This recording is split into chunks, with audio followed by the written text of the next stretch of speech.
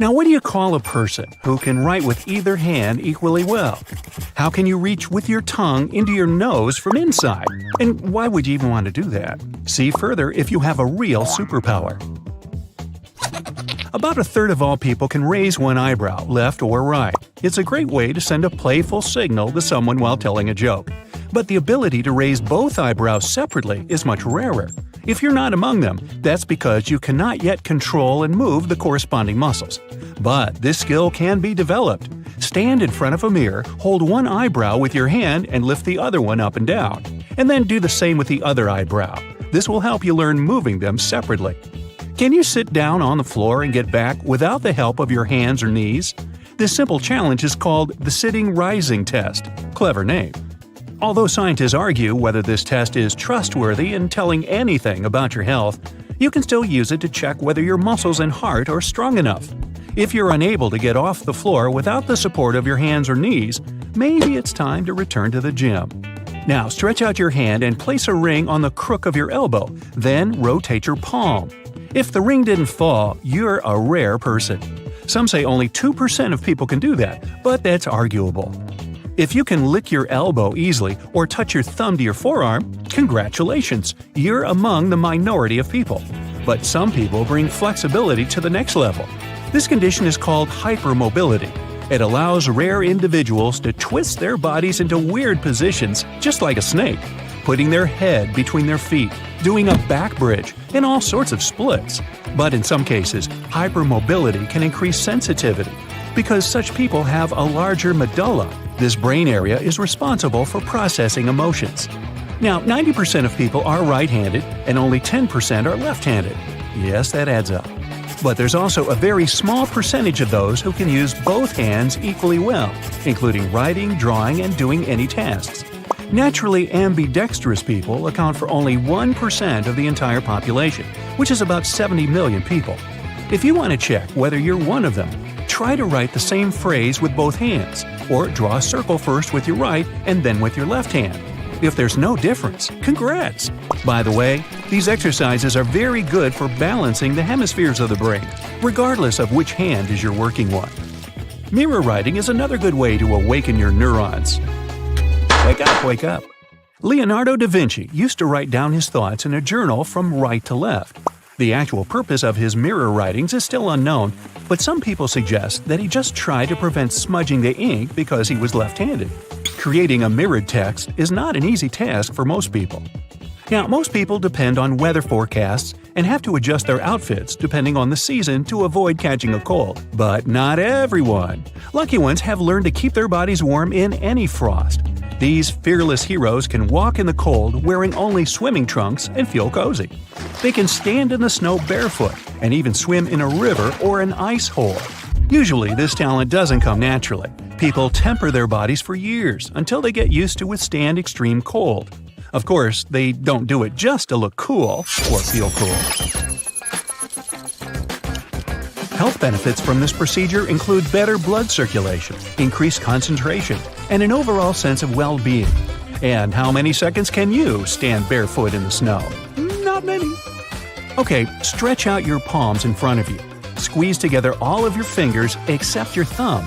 Now spread the index and middle fingers and a ring finger with the little finger in different directions. Success? If so, you'd probably make a wonderful musician, because the nerves in your palms are well developed. Do you feel ticklish when you tickle yourself? Now, normally you wouldn't unless someone else tickles you. It happens because the cerebellum area of the brain, which monitors movements, predicts the sensations caused by your own movements. Then it sends a signal to other parts of the nervous system to cancel these sensations. But some rare individuals can actually feel ticklish on their own. If you're not among them, touching a new texture that the brain doesn't yet recognize or using a scalp massager can help to excite your nerves and bring relaxation. Okay, grab a sheet of paper and something to write with and sit on a chair. Stretch one leg and rotate your foot clockwise. Try to draw the number 6 on the paper or in the air while still rotating your foot. This task is so much struggle because the left area of your brain can't handle two opposite rotations at the same time. That's why the brain tries to bring all movements in the same direction. Only a few people can manage it from the first attempt. You can also try to write other numbers and watch the funny results. Seems like the foot has no problem only with 0. If you want to check out the work of your vestibular system, try this simple trick. Stand on one foot and close your eyes. Most people lose balance at least during the first attempt. Your vestibular system includes many organs and systems throughout the body. Together, they allow your body to stay in balance in different positions. This system includes the inner ear and vision, which is why keeping balance is much easier in silence while your eyes are open. Every day, people use their tongue to recognize different tastes and communicate with each other. But it's also a great tool for a bunch of tricks. Around 10% of people can touch the tip of their nose with their tongue. The current title of the world's longest tongue belongs to Nick Stobel from the USA. His tongue measures 3.97 inches, according to Guinness World Records. There's also another contender whose name is in the Indian Book of Records for the tongue measuring a whopping 10.8 inches. Wow, imagine what he can do to an ice cream cone. But the average adult male tongue is only about 3.3 inches long, and the average female tongue is 3.1 inches. That's why most people can't perform the nose trick that easily. Okay, tying a cherry stem in a knot is a popular party challenge, but only a few people can do it right and quickly. Al Glinaetsky set the World Guinness record in June 2014 when he made 14 cherry stem knots in 1 minute using only his tongue. Wow. If you want to try to beat his record, practice with patience and pick longer stems around 1.5 inches long. Plenty of tutorials on this topic at your service. Stand in front of a mirror, open your mouth, and try to roll the sides of your tongue up towards each other to make a U shape. About 65 to 81% of people are natural tongue rollers, and the majority are women. Some believe it's a genetic capability, but recent studies show that people can actually develop this skill by practicing. Khichdi mudra is a term from yoga that means curling the tip of your tongue back into the mouth. Ideally, it should reach above the soft palate and rest in the beginning of the nasal cavity. This asana helps refresh the mind and body and overcome thirst, hunger, and anxiety. Some say it also helps to become a professional lucid dreamer if you acquire a habit to fall asleep with Khichdi mudra every night. But most yoga beginners spend months and even years to reach into the nasal cavity. And if you can do it right away, you're the lucky one. Can you wiggle your ears intentionally? Congratulations! Around 22% of people on the earth are capable of wiggling one ear. As for moving both ears at once, only 18% can do that. Ear wiggling used to be a common thing for our distant ancestors. Scientists believe they could perform a variety of movements with their ears. The group of muscles responsible for wiggling is called the auriculars, and we mostly don't need it today. But some people claim that everyone can learn to move their ears. It only takes time and practice. Unfortunately, we still cannot acquire this classy habit of twitching an ear toward a sound source as dogs and cats do. Trains used to make people mad. During the Victorian era, there was this rumor that the swaying motion of train carriages made passengers, especially men, go a bit crazy, leading to some strange and dangerous behavior. The so-called railway madness was supposedly triggered by the noise of the train. To make things worse, carriages were locked for privacy reasons back then, so people found themselves stuck in tiny spaces with lunatics who could snap at any moment. If you see someone putting ketchup on some car, it doesn't mean you're witnessing them preparing a prank. It means they're just taking care of their car. Yup, it goes great with hamburgers and hot dogs, but it goes even better with cars, since it has ingredients that are good at removing rust. Rust occurs when the metal gets exposed to moisture, oxygen, and heat, and due to weather conditions, it's hard to avoid it. When you leave rust for a longer time and don't deal with it, it will continue to degrade the metal. So, you need to get rid of it before your car becomes physically useless. That's when ketchup comes in. Its key ingredient is tomatoes, and they have many nutrients similar to those you can find in oranges and some other citrus fruits.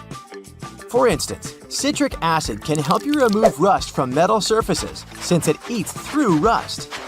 We're not talking about the cars only. You can use it on metallic kitchenwares, furniture parts, jewelry, and rust spots on generally any metallic item.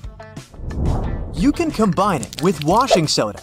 It's not quite effective against rust, but when you combine it with ketchup, it'll do the work. Mix these two and apply them to the rusted area.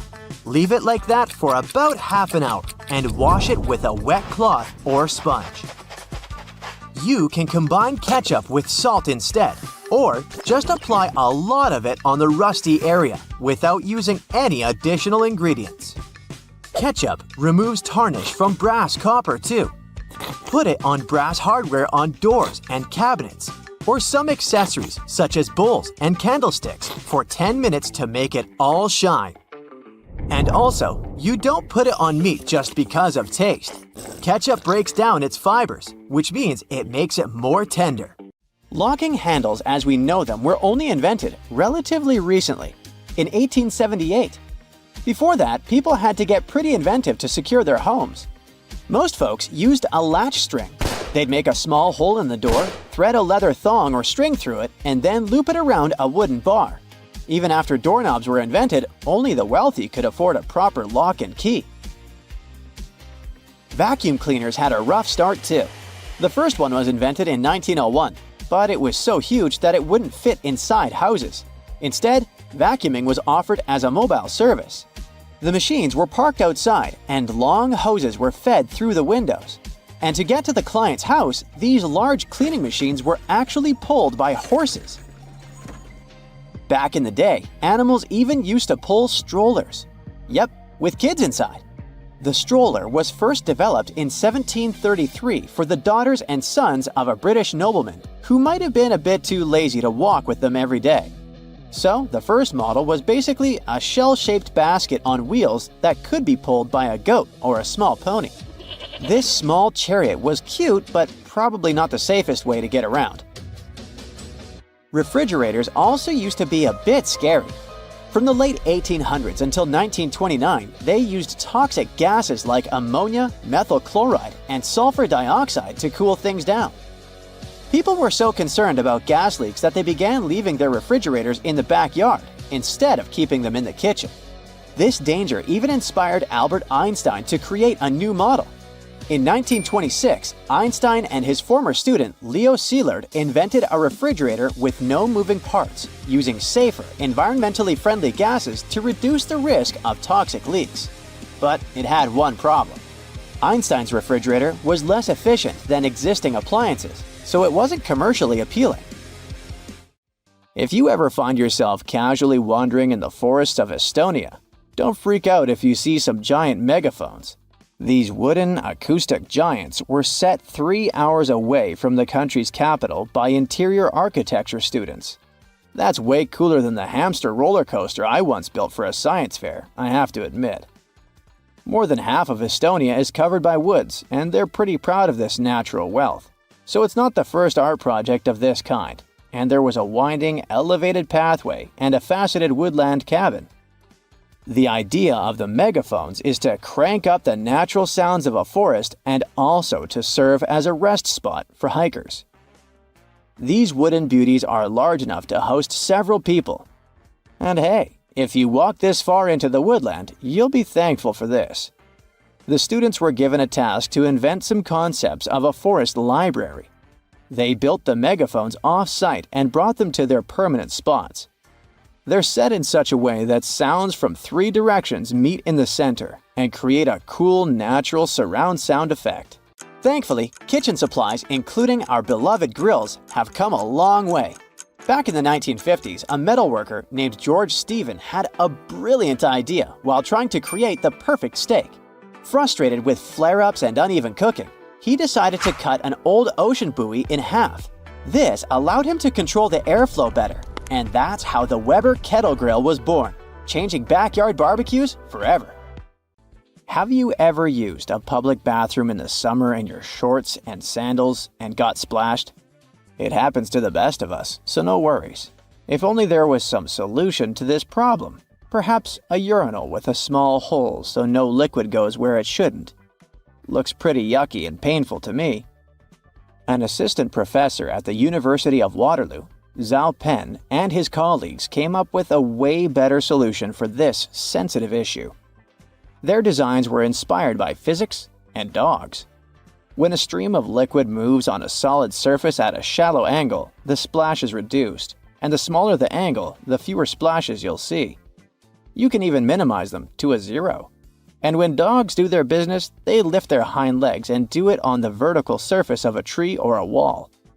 I don't know if they actually care about it, but this does reduce the splash. Good job, Pluto. Talking about that, here's a fun challenge for your next family gathering. Ask everyone to fold a piece of paper in half, then in half again, and keep going for a total of 7 folds. Spoiler alert, they probably won't succeed. That's because each fold makes the paper thicker and thicker. In fact, if you had a huge sheet of paper and folded it in half 50 times, it would end up being about 62 million miles thick, which is about 2/3 of the way from Earth to the Sun. So yeah, it's impossible.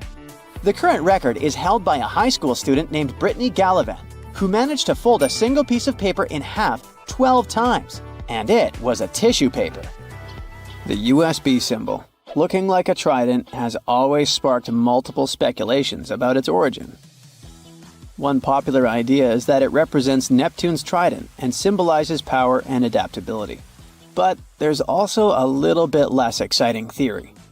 A man who claimed to have designed the symbol in the 1980s stated that it was supposed to represent connectivity.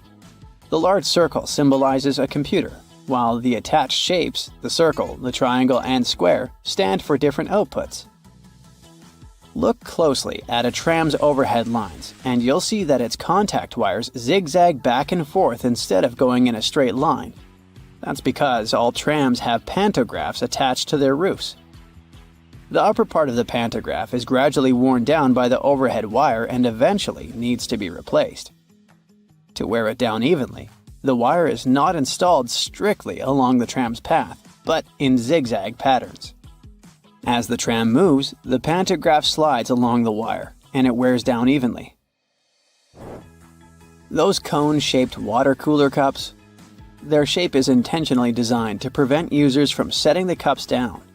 This allows employees to minimize the risk of spilling water on their desks around various electronic devices. Plus, less material is used to produce cone-shaped cups, which makes the process less wasteful and more cost-effective. It also kinda supports sustainability by encouraging people to drink their water quickly and dispose of their cups immediately after. You're probably wearing a YKK product right now. I mean, go check the zipper on your jeans. Yep, that's it. YKK stands for Yoshida Kogyo Kabushiki Kaisha, a Japanese company that makes roughly half of all the zippers in the world, producing over 7 billion zippers each year. Originally called hookless fasteners, they became known as zippers after a pair of rubber boots that could be fastened with a single zip became popular in 1923. The name stuck because of the high-pitched zip sound they make when used. Despite a popular myth, household batteries don't actually contain liquid, and if you accidentally cut them open, no toxic liquid will spill. Most of them are dry cell batteries, which are made of electrochemical cells.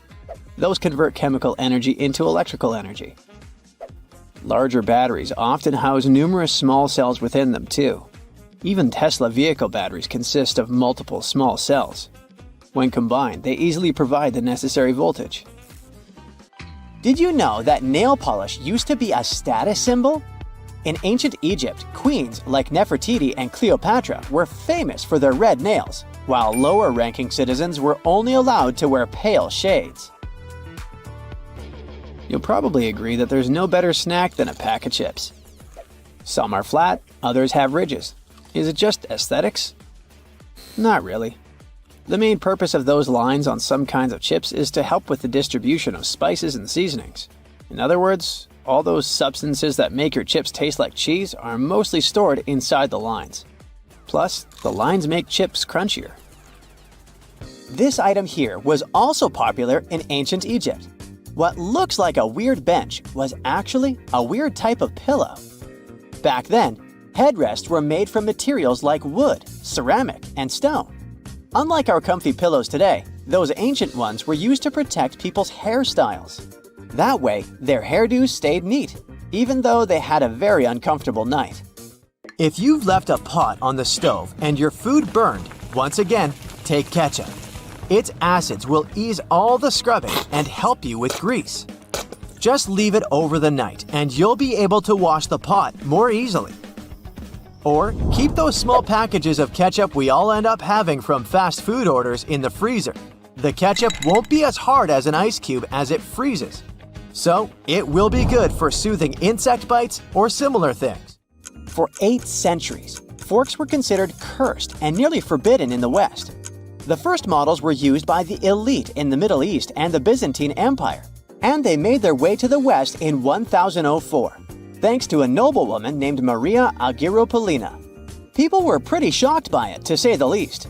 So when she passed away just 2 years later, everyone blamed the fork, thinking it was some kind of divine punishment. By the way, its name comes from the Latin word furca, which means pitchfork. Next on our list is Nike's iconic moon shoe, but I'm talking about the unique pattern of its sole. Back in the 1970s, Nike co-founder Bill Bowerman was making waffles for breakfast with his wife when he had a sudden idea to pour a plastic material called polyurethane into the waffle iron. The machine was ruined, of course, but I guess it was worth it since that's how the first Nike waffle trainer was born. I mean, its sole. That clear fluid in gel pens is called the ink follower or stopper fluid. The gel in such pens contains pigment particles dissolved in a polymer solution. The main task of the stopper fluid is to be a barrier to prevent the gel from evaporating or leaking out. Without this transparent fluid, your gel pen wouldn't function. The fluid always stays in one position and doesn't get dissolved with the gel. Neither does it move backwards or flow out of the pen. Let's move on to another favorite snack, popcorn. These days, cinema and popcorn go hand in hand, but it wasn't always this way. In the 1920s and 1930s, movie theater owners were hesitant to allow snacks in their theaters. They were worried about the mess and the crunching noises interfering with movies. Plus, popcorn used to cost only 5 to 10 cents, so they didn't see any financial benefit. But savvy street vendors saw a big chance. So, they got their own popcorn machines and started selling them outside theaters.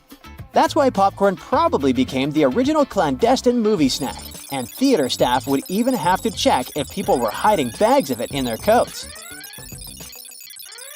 Have you ever helped your friends move into a new apartment in a building without an elevator? Then you're gonna love this one. Houses in Amsterdam have hooks on top. This is a medieval invention for pulling stuff up the houses. The simple tech consisting of a wheel and a rope still functions now, centuries later. Why not just use the stairs? Well, if you get inside one of those narrow Amsterdam buildings, you'll see there's hardly enough room to comfortably ascend, and you can forget about even trying to pull a table on top. Back in the medieval ages, pretty much like now, only rich people could afford housing around the canals in the best parts of the city. Those people were mostly traders and used the canals for their business. They stored goods in the same houses they lived in, and with regular floods, they had to find a way to keep the goods dry. And that's why they needed to invent something to lift furniture, goods, boxes, instruments, and food on the upper floors, and pull it in through fully open, wide windows. The lifting tech is one of the reasons the houses in Amsterdam are leaning forward. This position helped keep both the lifted stuff and the walls and windows safe during transportation. They didn't have to touch each other. The gables also assisted in the process and had to be made firm to withstand all the heavy weight.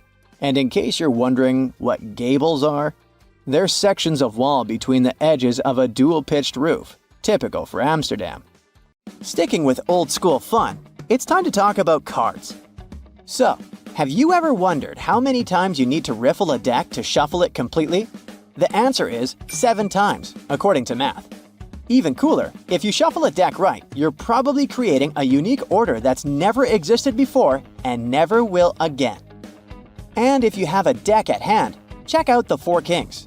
You'll notice that the King of Hearts is the only one without a mustache. He's not special or anything. I mean, he also used to have a mustache, but it was lost in the reproduction of the original design.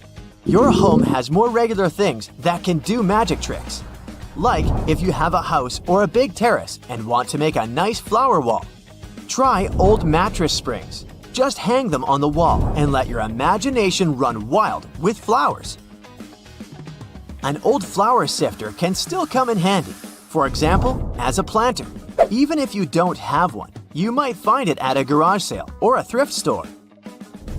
Wallpaper is making its big comeback when it comes to home design. Maybe you can try something different and use some old books with torn pages. You just need to learn the basics of hanging wallpaper, and voila! You get a new cool place for your old books. There's a solution for the remains of an old book. Don't worry. You can have blocks where you'll keep your kitchen knives. It's pretty original, don't you think? Solitaire was probably everyone's go-to game to pass the time back in the 1990s, but its original purpose was far from it. When developers created this game, their idea was to teach people how to use a computer without them even realizing it. For example, dragging and dropping cards into one place helped people learn how to move files into folders. The same goes for Minesweeper, which was designed to help people get used to using a mouse and clicking. Cleaning blinds can be frustrating, but the next time you do it, try doing it with a sock over your hand. Hands are kind of perfectly shaped for getting all those nooks and crannies on the blinds, and the sock will do the rest. Here's something you wouldn't expect.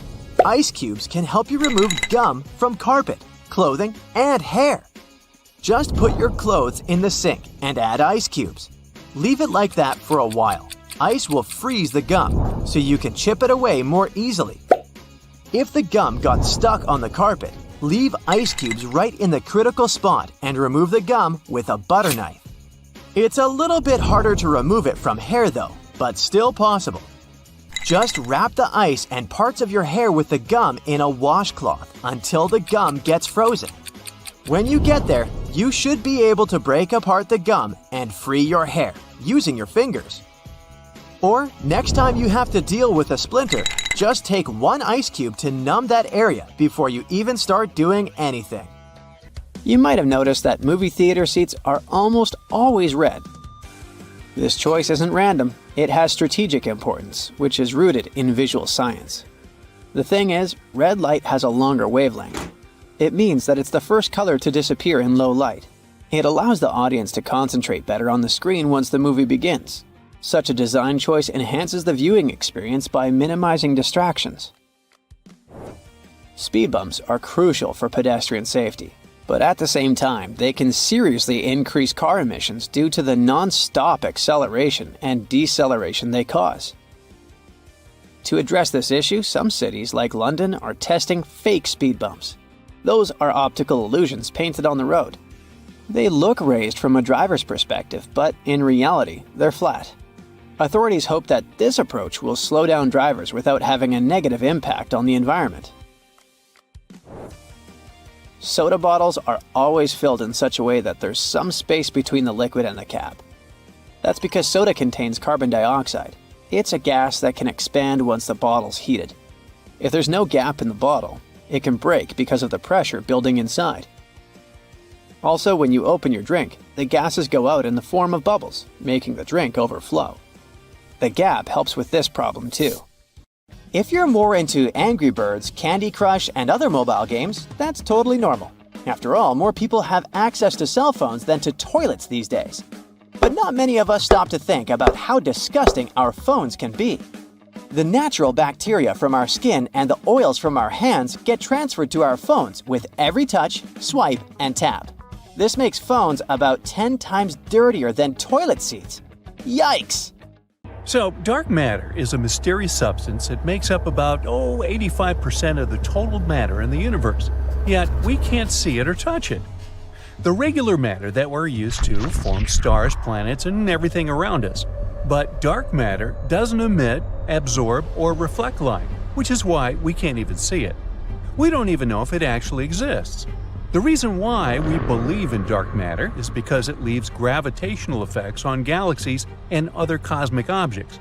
For example, spiral galaxies spin in a way that doesn't match the law of physics we know. According to our current knowledge, the outer edges of these galaxies should slow down, but they don't. They either keep the same speed or even speed up. It also seems to be acting like an invisible glue that holds galaxies together. If dark matter didn't add some invisible gravitational mass, the galaxies would literally break apart, not being able to hold stars together. But even though it's fundamentally important for our world, we still don't know exactly what dark matter is made of. This has been going on for years. Some experiments saw hints of it, but no one's been able to prove it beyond a doubt. Maybe the future circular collider will be able to find it.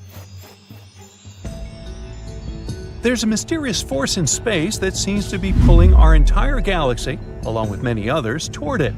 This force is known as the Great Attractor. Wink, wink. It's a crazy massive region in space, about 10 million billion times the mass of our Sun, with a super powerful gravitational pull. Scientists think it might be a super cluster of galaxies, but they're not sure. The problem is, we can't see it directly because it's hidden behind the Milky Way, while the Milky Way itself, horrifyingly, is moving toward it at a speed of about 370 miles per hour. Now, just like with dark matter, we only know it's there because of how it affects the movement of galaxies around it. These galaxies are being pulled toward this region, even though, since the universe is expanding, they should be moving away from each other. What's even weirder is that this great attractor might itself be moving towards something even bigger, the Shapley supercluster.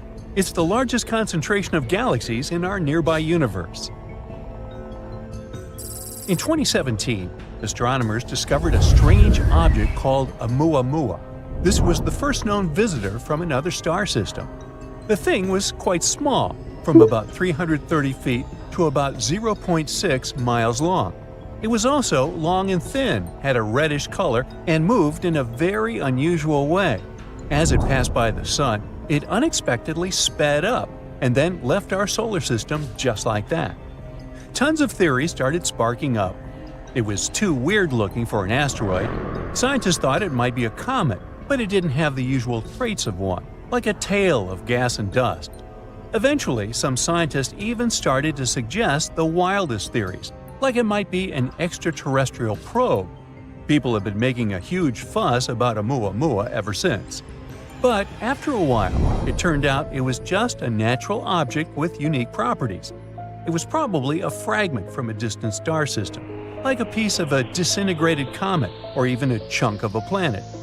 But Oumuamua caught everyone's attention so much that in 2022, astronomers even proposed to send a spacecraft to catch up with it. This mission could take about 26 years. Hey, stay tuned. Now, as for extraterrestrial creatures, where is everyone? There's this thing called the rare Earth hypothesis that suggests that life as we know it is actually super rare in space. In the 70s and 80s, scientists argued that Earth is just an ordinary planet in an ordinary solar system. If we look at it this way, life should be widespread across the universe. It seems unreasonable to think that with trillions of planets out there will be no planet like ours anywhere. But then, a geologist, Peter Ward, argued that the development of complex life like ours depends on a very rare combination of things. The history of the planet, with all of its astrophysical and geological conditions, should line up perfectly for complex life to develop. So just think about it. Being in the right zone of the galaxy, on a good distance around a stable star, a rocky planet with water and the right temperature, emergence of molecules, monkeys deciding to walk, and so on. This would explain the Fermi paradox, which asks, if extraterrestrial life is common, why haven't we seen any signs of it? Well, the rare Earth hypothesis explains it. The universe might be full of plants, extraterrestrial critters, and fun animals. But would there be an intelligent species like humans? That's another story. As for humans being intelligent, that's another matter. Dark matter? And even if they do exist, we could be incredibly far away from each other. That would make communication or contact with other intelligent species very unlikely. Now, there's another similar theory called the Great Filter. This idea says that there might be a big obstacle somewhere along the path from microbes to advanced civilizations. It was the idea of the economist Robin Hanson. He also believed that maybe intelligent life, as we know it, isn't that common in the universe, although he assumed it's not because our planet was the result of tons of unique conditions, but because there must be some sort of filter that reduces the chance of life progressing to our point. Who knows where this filter is? It might be in the stage of early microbes, which means that we managed to get through it or somehow ahead in the future, which means we might go extinct like many other species before us. Well, maybe in the next stages, such as colonizing other planets and the galaxy, are much harder, if not impossible. Something unexpected might come up, potential catastrophes, resource exhaustion, or other challenges. Now, there's this thing called a pulsar. It's a weird type of star that sends out regular bursts of radio waves, like a flickering space lighthouse. You see, in space you often find a pulsar and a smaller companion star that rotates around it. But one day, scientists discovered this system, which was also surrounded by tons of some energetic material. They suddenly realized that these are probably the remains of another companion star, which was very big in size. But the pulsar was blasting out powerful radiation and particles, slowly consuming its companion. This is kind of like how a black widow spider eats its mate, hence the name. Since then, they've found other similar systems. They've grouped them all into one spider family. There are also redback pulsars, which destroy slightly larger companions, and huntsman pulsars, which have companions that are massive enough to resist being completely destroyed. Even though so many safety measures are taken, space is still an unpredictable place where we don't have as much power as we'd like to. Back in 1973, during a spacewalk on the Skylab space station, 2 astronauts were in a very risky situation. They were out in space fixing things, but they didn't have the same handy jetpacks like astronauts do today. They could only rely on safety tethers. Suddenly, the solar arrays they were working on moved unexpectedly and pushed them out of their position, almost sending them drifting off into space. Thankfully, the safety ropes did their job. Strong, resistant to heat, and attached to astronauts' waists, these tethers can hold a weight of about 881 pounds. This accident happened before SAFER came into use. It's easy to understand why accidents at work are way scarier up there than some regular 9-to-5 job on Earth. But that's why you have more training and special equipment to keep you safe. First, astronauts are always attached to the spacecraft with tethers, so they don't float away like a helium balloon. It may seem like a spacewalk is such a big deal that the ISS needs to stop when the astronauts are out there doing their thing, but it's not like that. If the ISS were ever to stop, it would fall straight down to our planet. So, once an astronaut is in a stable orbit, they stay in that orbit, unless some new force acts out. The first spacewalk wasn't as simple as those done later. It was performed in 1965, and it lasted 12 minutes. 2 men set out on a mission. One of them was supposed to float in space for a while taking pictures. But things went wrong. His spacesuit expanded too much, making it hard to move. He started to feel overheated, so he had to let some oxygen out of his suit, which was very risky. He could run out of air or get sick like a deep-sea diver. Getting back into the spacecraft was tough as well, but he somehow managed to do it. Then, more problems came. The spacecraft started spinning, oxygen levels rose dangerously, and there was a risk of an explosion. After a lot of struggle, they made it back to Earth, but landed in a random forest surrounded by wolves and bears during a snowstorm. It took a rescue party to find them. Not a very encouraging story to listen to while you're waiting to go out. But cheer up, things have improved since then. Hundreds of astronauts have taken spacewalks without any serious problems. So here you are, whizzing right along with the giant ISS. Your first spacewalk goes almost flawlessly, so you can enjoy the view a bit. It's hard to control the way you move, but tethers still do their job, so you can focus on your task. Until you realize they failed. How did they untie? You notice you're floating off in some random direction. There's nothing you can hold on to. Your body is weightless, and it has started to spin around. It's so frustrating when you can't take control of your movements. An astronaut named Scott Kelly described this unpleasant feeling in his book Endurance. He was turning around and upside down in the darkness and could see nothing but what was right there in front of his face. It was like a scuba diver floating in murky waters, totally disoriented, with no way of telling which direction was wrong and which one could be right. In space, you can't kick or flail to change your course. It might be fun floating inside a spacecraft with zero gravity, playing and fooling around, but seeing just the endless void filled with stars in the distance and knowing what could happen makes it frightening. And now you're getting closer to Earth's atmosphere. It might seem like the safest option because it makes you feel like you're going home, but in reality, you better hope you'll change direction. If your angle and speed are wrong, you might re-enter the planet's atmosphere and burn up. Not a good deal. NASA trains astronauts for such situations, so you know what's your next step: activating an emergency jetpack called SAFER. This tool is designed to help you stabilize and move in space. You don't even need the tethers. You can control the movements of your jetpack with a small joystick. Finally, all those hours of playing video games will pay off. These jetpacks became an inevitable part of the spacewalk package almost 30 years ago. So far, no astronaut has had to use one during a spacewalk. Whew! You're back on track, and you're moving away from Earth's atmosphere. You're getting closer to the ISS, flying manually. Oops! These jetpacks have one big flaw. They have a limited amount of fuel, and your SAFER has just run out of it. Okay, take a deep breath. One of the most important things every astronaut has to learn is to be prepared for literally anything.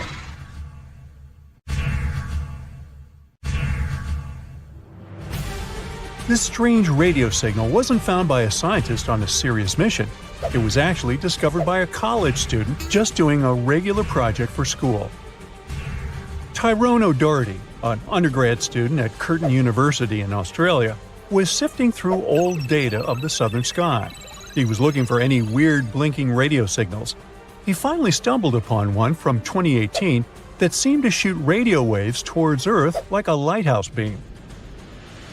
Excited about his find, Tyrone shared it with his mentor, radio astronomer Natasha Hurley-Walker. She dove into researching this signal, hoping for a breakthrough.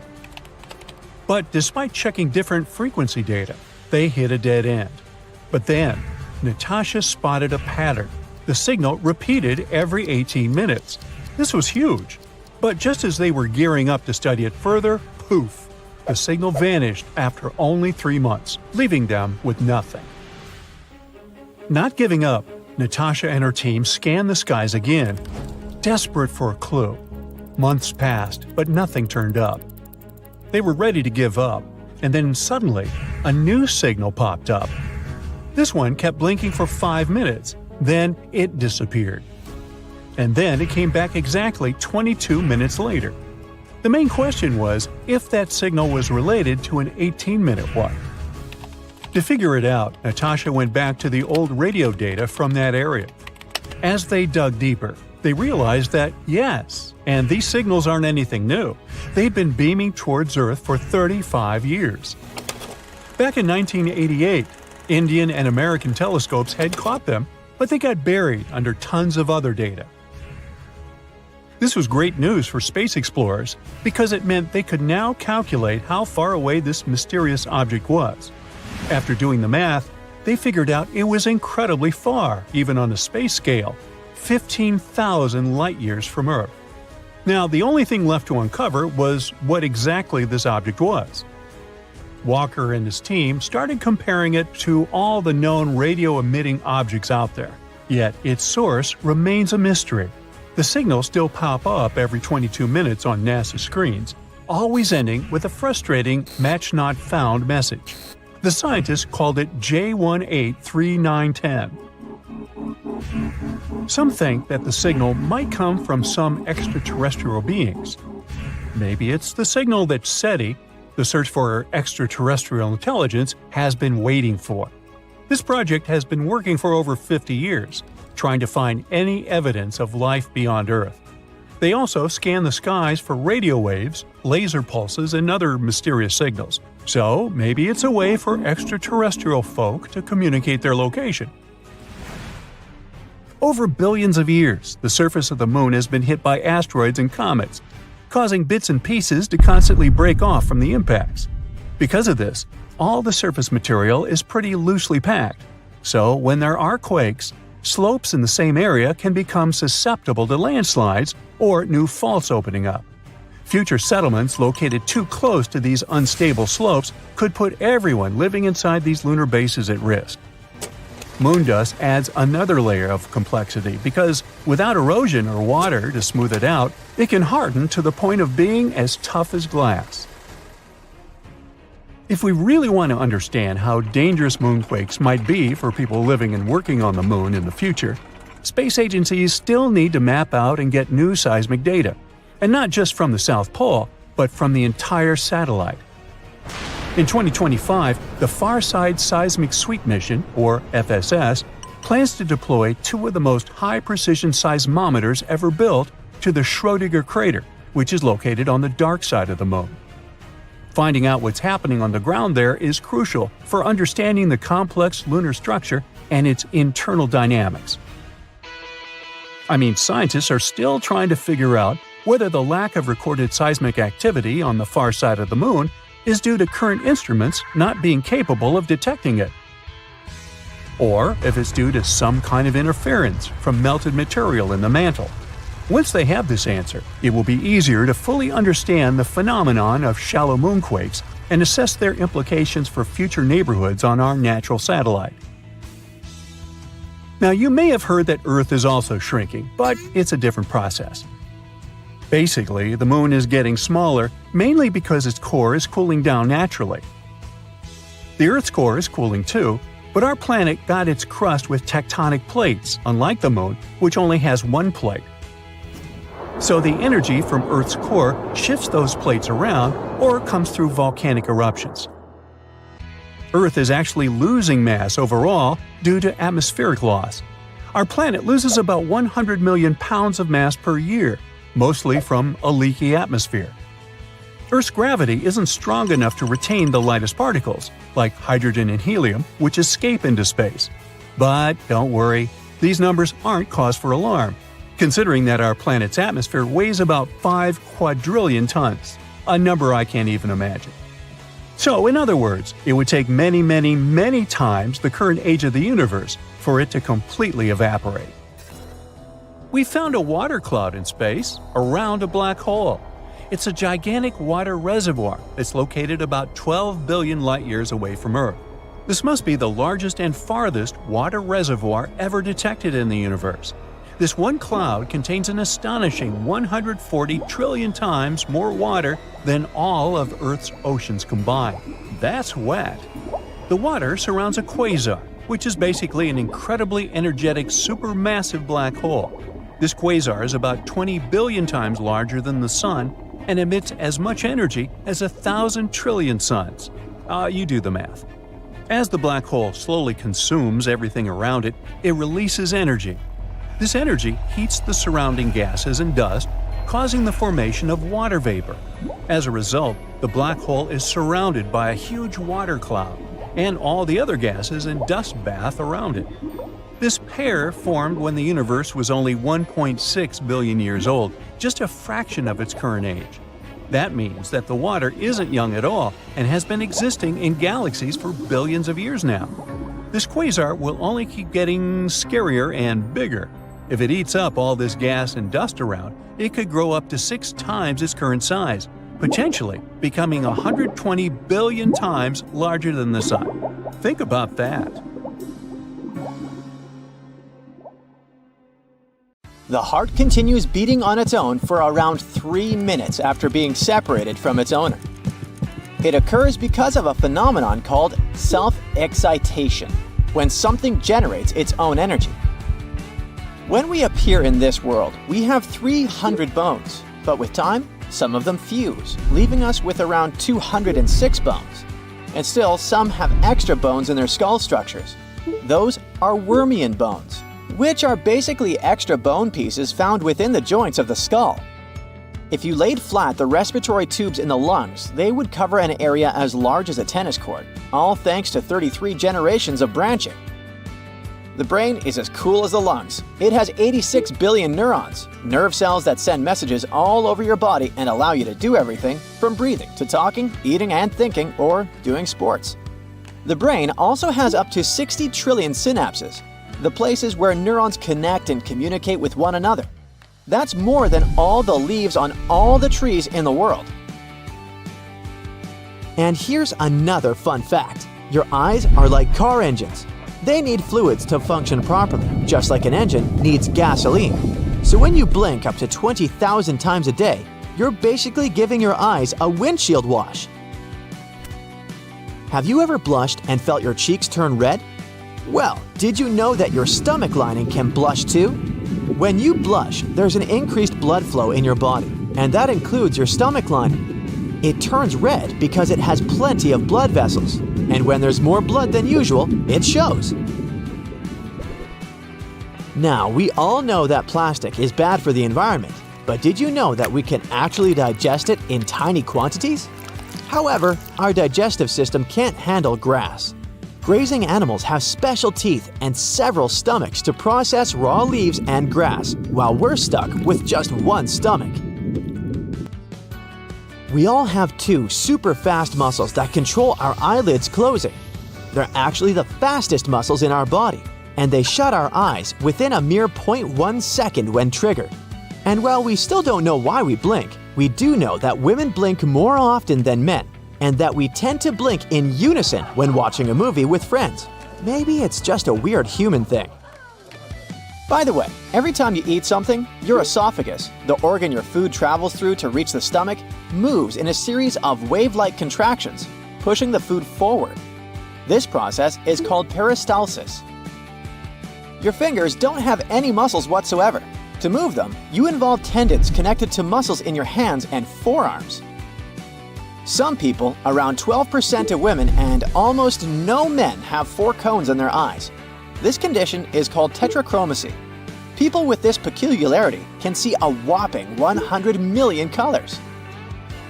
Your body glows, emitting tiny amounts of barely visible light, the product of biochemical reactions going on in your organism. The light intensity changes throughout the day. Unfortunately, you can't detect it with the unaided eye. Marfan syndrome is a genetic condition that affects the body's connective tissues, making them more elastic. This can make you unusually tall, have elongated limbs, and often be extremely flexible. And some people use this as an advantage in their careers. Javier Botet was diagnosed with Marfan syndrome at a young age, but he made a name for himself in the horror film industry. He can contort his body in such an eerie and unsettling way that this has landed him roles in numerous films, such as Mama, The Conjuring 2, It, and Slender Man. But Marfan syndrome is a spectrum disorder. While some people with the condition can live relatively normal lives, others may face serious health issues. The DEC2 gene mutation is a mutation that allows people to have just a few hours of sleep a night and still feel great. They don't get tired and never sleep in. On average, such people wake up at 4 or 5 a.m. No more than 5% of the world's population has this feature. Human embryos, the initial stage of development for a multicellular organism, have a tail, and it usually disappears before birth, leaving us with a tailbone. In the future, this structure will probably vanish altogether since it has no apparent purpose. People lose 30 to 40,000 skin cells every minute. It adds up to 43 to 57 million skin cells per day. But worry not, the epidermis, the top layer of your skin, replaces itself every 30 days or so. If this process happens faster, it can lead to skin flaking and irritation. The liver is a unique organ. It can regenerate after 60 to 70% is removed. At the same time, its shape may change afterward. It might sound like something out of a comic book, but humans can actually have super strength. Turns out, some accidental mutations can unleash titanic strength without any crazy workout routines.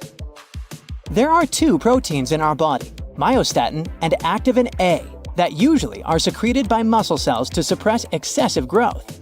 In other words, these two help regulate the size and number of your muscle cells, so you don't end up accidentally looking like Schwarzenegger. But as you can guess, some do end up like that. People with this genetic condition don't produce these proteins. Without hitting the gym, they can naturally grow their muscles extraordinarily large, resulting in super strength. It's called myostatin-related muscle hypertrophy. Sounds kinda dangerous, right? And it is. When you become a Superman, there's also the risk of muscle imbalance, heart and joint issues, and other problems. When you swallow, it takes the food from 5 to 8 seconds to travel from the mouth down to the stomach. Your eyes have 3 kinds of cones: red, blue, and green. Thanks to them, you can perceive around 1 million colors. Your hard-working heart will beat around 2.5 to 3 billion times and pump approximately 100 million gallons of blood in your lifetime. Speaking of your skull, it isn't a solid structure. It consists of 22 bones. 8 of them protect the brain and 14 form the facial skeleton. And since we're on the topic of the human head, the part of your brain that's responsible for vision is in the back of your head. Interestingly, the right side of your brain controls the vision on the left side, and vice versa. Breathing isn't only about moving the air inside and outside. It's about the way you do it, because it can literally affect your face shape. If you breathe through your nose, you'll get well-defined cheekbones over time. It will also make your face wider because your tongue will exert force against your jaw. If you breathe through your mouth, your tongue won't have a place to rest. It will change your facial structure as time goes by. Your face can be more narrow and your cheekbones won't be that visible. Also, if you're a mouth breather, you'd probably tend to tilt your head backwards more. This way, you increase cranial contents in the back part of your brain and directly change your entire posture, along with the shape of your neck and face. It's possible to taste your food without saliva. That's because the chemicals in your food must be dissolved in saliva before they get detected by your taste buds. By the way, each of your taste buds works as a mini-computer. It consists of up to 100 cells that analyze taste information. Anyway, speaking of food, eating too many carrots can indeed make your skin orange because of the high amounts of beta-carotene this vegetable contains.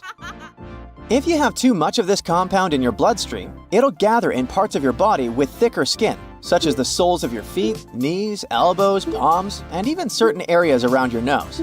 But you can easily reverse this condition by eating fewer carrots.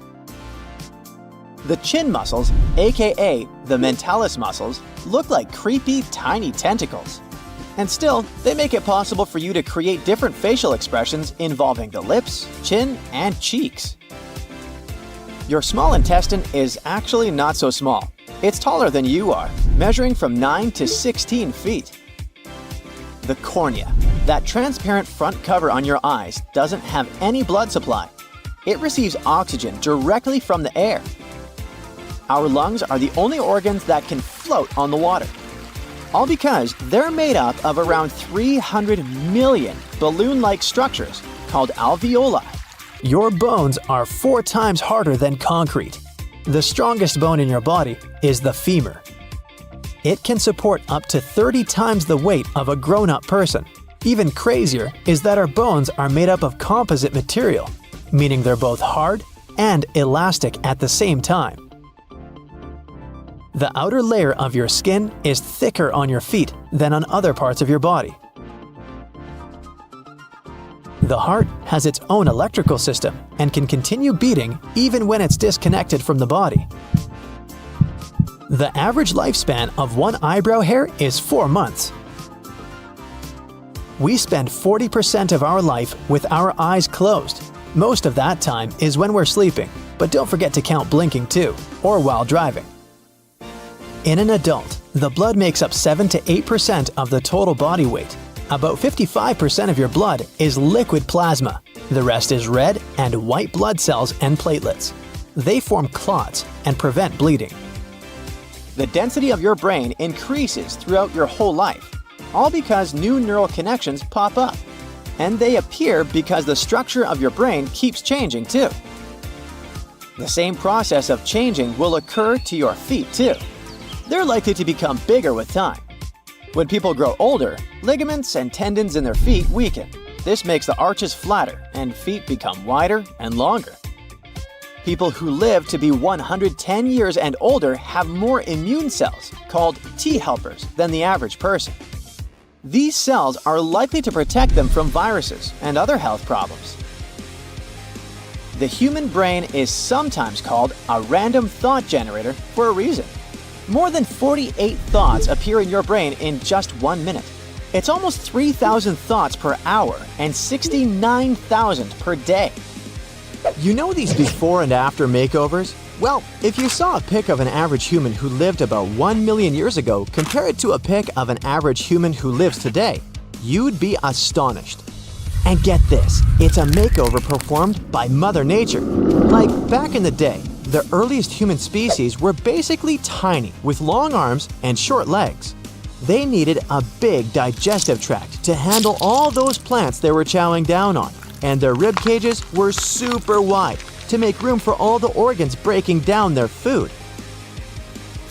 Time went by and some of these humans started adapting to hot climates, and they all got narrow and leggy to stay cool. They started eating meat and other quick-to-digest foods, which meant they could have smaller digestive tracts and use more energy for their tall bodies and big brains. And when humans spread to colder climates, they evolved short, wide bodies to conserve heat, but they still love their raw meat and cooked food, which could be easily processed in a short digestive tract. Check out this skeleton of an 8 to 9-year-old Homo erectus kid from East Africa. He was already 5 feet 3 inches tall and weighed 106 pounds. If he had grown up, he could have been almost 6 feet tall. His lean body was perfect for hot, dry environments. And then there were the Neanderthals, who were only about 5 foot 4 inches tall on average. They had short, broad bodies that were great for dealing with winter cold and even ice ages. Speaking of the brain, it can decide what sounds to focus on when you're in a loud place. Thanks to this ability, you can shut out all other voices and concentrate on the person you're listening to. In most cases, hiccups are harmless and resolve by themselves within a couple of minutes. But if you want to avoid this condition, you should know that it might occur because of temperature changes. There's a bond between your digestive system and your brain, the gut-brain axis. This is the main reason why stress or brain issues can affect the way your body digests food. These days, humans have softer diets and, consequently, smaller jaws. That's why wisdom teeth aren't really necessary, and around 20% of people don't have all 4 of them. The vomeronasal organ helps some animals detect pheromones. Some have vestigial VNO too, but it's mostly non-functional and is likely to disappear with time. You flex that strong handshake and think it's all because of your gym grind? Ha! Turns out your pinky finger is the real MVP. No joke. Believe it or not, that little finger packs a punch and is responsible for 50% of your hand strength. Who knew the underdog could be such a powerhouse? Your toes are like 2 little homies that carry almost half of your body weight. And don't even listen to people who say you don't need them. Your toes are the most important guys when it comes to walking and pushing you forward. Our hair color is easily explained by genes. There are not more than 2% of people with natural red hair. They're followed by blondes, about 3%, and by all the varieties of brown shades, only about 11%. The vast majority goes to black hair, including very dark brown. Who knew that nails had a secret talent besides helping us pick up tiny objects and peel off stickers? They also give us a structure to press against so we know how firmly to hold anything. Talk about multi-talented. Move over, Rapunzel. It's not just our hair and nails that can grow. Our liver can regenerate itself from just 51% of its original size back to full size. But don't go damaging it too much, or you'll end up with scars. In the future, people are likely to change due to extensive use of technology. So we might have text claws, cramping from gadget use, and 90-angle elbows from holding our devices. Besides, there's a theory that humans are likely to get smaller to conserve energy in our increasingly crowded world. Your body maintains a very careful water balance, and if it loses just 1% of water, you start feeling thirsty. Your brain can process up to 1,000 words per minute while you're reading. Rapid eye movements, saccades, help us absorb information more quickly. As for your tongue, together with your lips and teeth, it allows you to say more than 90 words per minute using over 20 various movements. Your body constantly converts food into energy. 1 calorie is equal to around 4,200 joules. And that's how much you need to change the temperature of 2.2 pounds of water by 1 Kelvin. People have as many hairs on their bodies as chimpanzees. The only difference is that human body hair is mostly useless and so fine that it's almost impossible to see. Who would have thought that tomatoes have more genes than humans? But don't worry, it's not the number of genes that matters. It's how they all work together. So go ahead and enjoy that tomato sauce on your pizza. Hold your nose the next time you eat and see how much your taste buds fade. It turns out that the nose is actually responsible for 75 to 95% of our taste perception. So don't underestimate the power of those sniffers. Keep your mouth hydrated or your taste buds won't work properly. Saliva triggers chemical reactions with enzymes that break down the food as soon as it enters your mouth. So drink up and savor those flavors.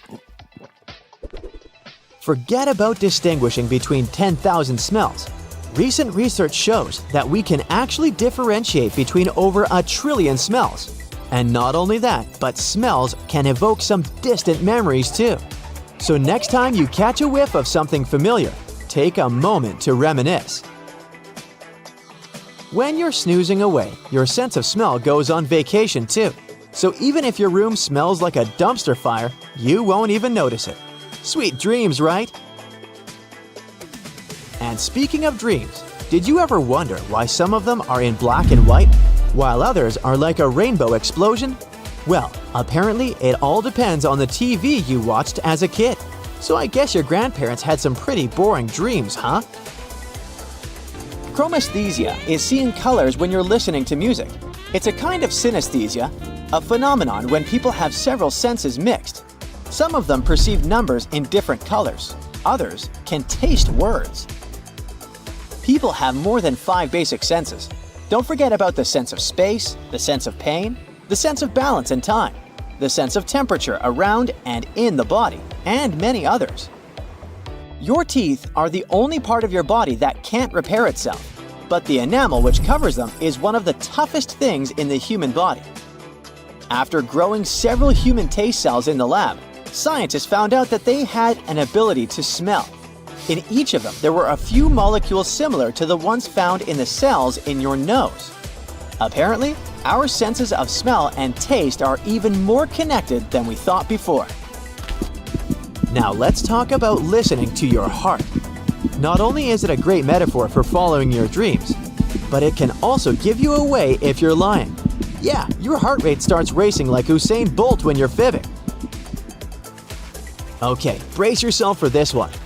Even if you brush your teeth like a champ and use mouthwash like it's going out of style, your mouth is still a germ hotspot. Gross, right? But don't worry, most of those bacteria are actually good for us and keep the bad stuff away. But wait, there's more. The belly button is actually the second dirtiest place on our bodies. Yeah, I know, who knew? Since we don't really use it after we're born, it becomes a breeding ground for all kinds of icky stuff. It's got over 2,300 bacterial species living in there. So maybe it's time to give our belly button some extra TLC. Now, statistically, 30,000 flights are delayed every single day. And while a flight delay may give you benefits such as a free coupon for a sandwich and Coke, it can also make you lose your connecting flight, train, or a Taylor Swift concert if that's what you were after when boarding a plane. Is there a way to avoid flight delays? Well, while they might seem like a total gamble, there are some tricks to boost your odds of getting to your destination without a hitch. According to weather expert Chris Bianchi, it's best to steer clear of booking flights on summer evenings. Seriously, just don't do it. Late afternoon and evening flights during the summer months in the US are notorious for delays due to typical weather chaos. Why is that, you ask? Well, it all comes down to thunderstorm ingredients: moisture, unstable air, and a way for that air to start moving. In the summer, the sun heats everything up and makes the atmosphere unstable. The warm air near the ground rises, cools down as it goes up, and presto! You get clouds that may just decide to throw a thunderstorm party. Unfortunately, the guest list includes your flight delay. Conversely, you can choose the best time to fly.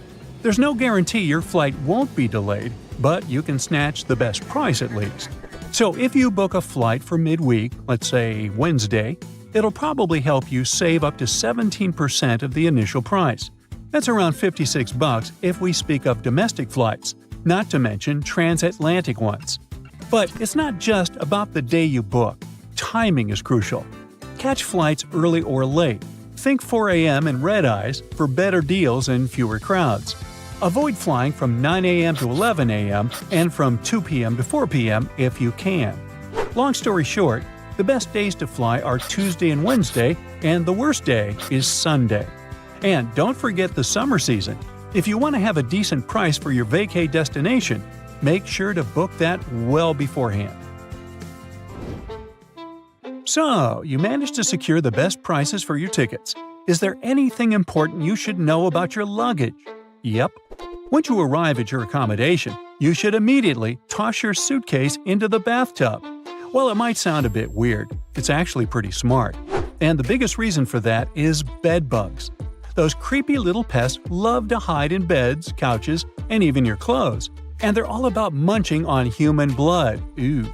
If they're hanging out in your hotel room, they gladly hitch a ride back home with you in your luggage. So, you should avoid putting your bags on soft surfaces or the bed when you first get to your room. Bedbugs usually chill out on mattresses, box springs, and in furniture cracks. If there's no bathtub in your room, just keep your suitcase in the bathroom, as they're way less to have these little bloodsuckers. You can leave your luggage there while you give your room a good look over for any unwanted guests, or just keep it in the bathroom for your entire stay. Another weird thing you should totally do in a hotel is stashing a towel by your hotel room door. You see, wrapping a small towel around your door's safety latch can really add to your peace of mind. Just pop the towel around the latch and lock it up.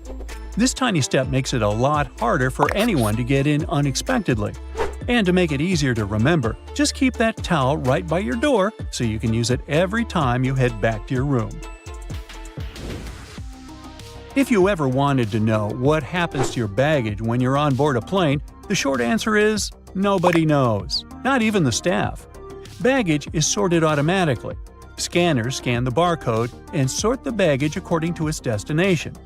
The three main tasks of airport baggage handlers are to move your bags from the check-in area to the gate, to move them from one gate to another when you have a connecting flight, and to move your bags from the plane to the baggage claim area. So, if your baggage doesn't move fast enough, it can be late for your connecting flight. Or the exact opposite. Your bag can get to your destination before you do, because you're stuck at passport control. Now, some people also claim that you might experience some problems if you forget to tear off old stickers showing a different destination. There's an opinion that, in this case, the scanner might send your baggage to the wrong country. Oops. So, you arrive at the airport eagerly anticipating a well-deserved break from work, park your car in the lot, and discover the steep fees for leaving it there. Why is it so expensive? Airport parking facilities operate like any other business. The expenses involved include the cost to the land, the construction of the parking area, and ongoing maintenance, all of which can add up significantly. Ultimately, someone has to cover all these costs. Furthermore, the convenience of parking close to the airport contributes to the higher prices. If you're not willing to spend extra for this added convenience, consider taking a taxi instead. By the way, the world's most expensive airport parking will make you shell out around $500 a week. It's located in Doha, Qatar, and it's earned accolades for the top-notch quality it provides. I mean, it's not surprising for this money. So, you may find it a bit weird that the flight crew is all about where your window shades are. But there's a good reason. They want to help everyone get used to the natural light outside. Plus, it's super important for a smooth boarding and deplaning experience.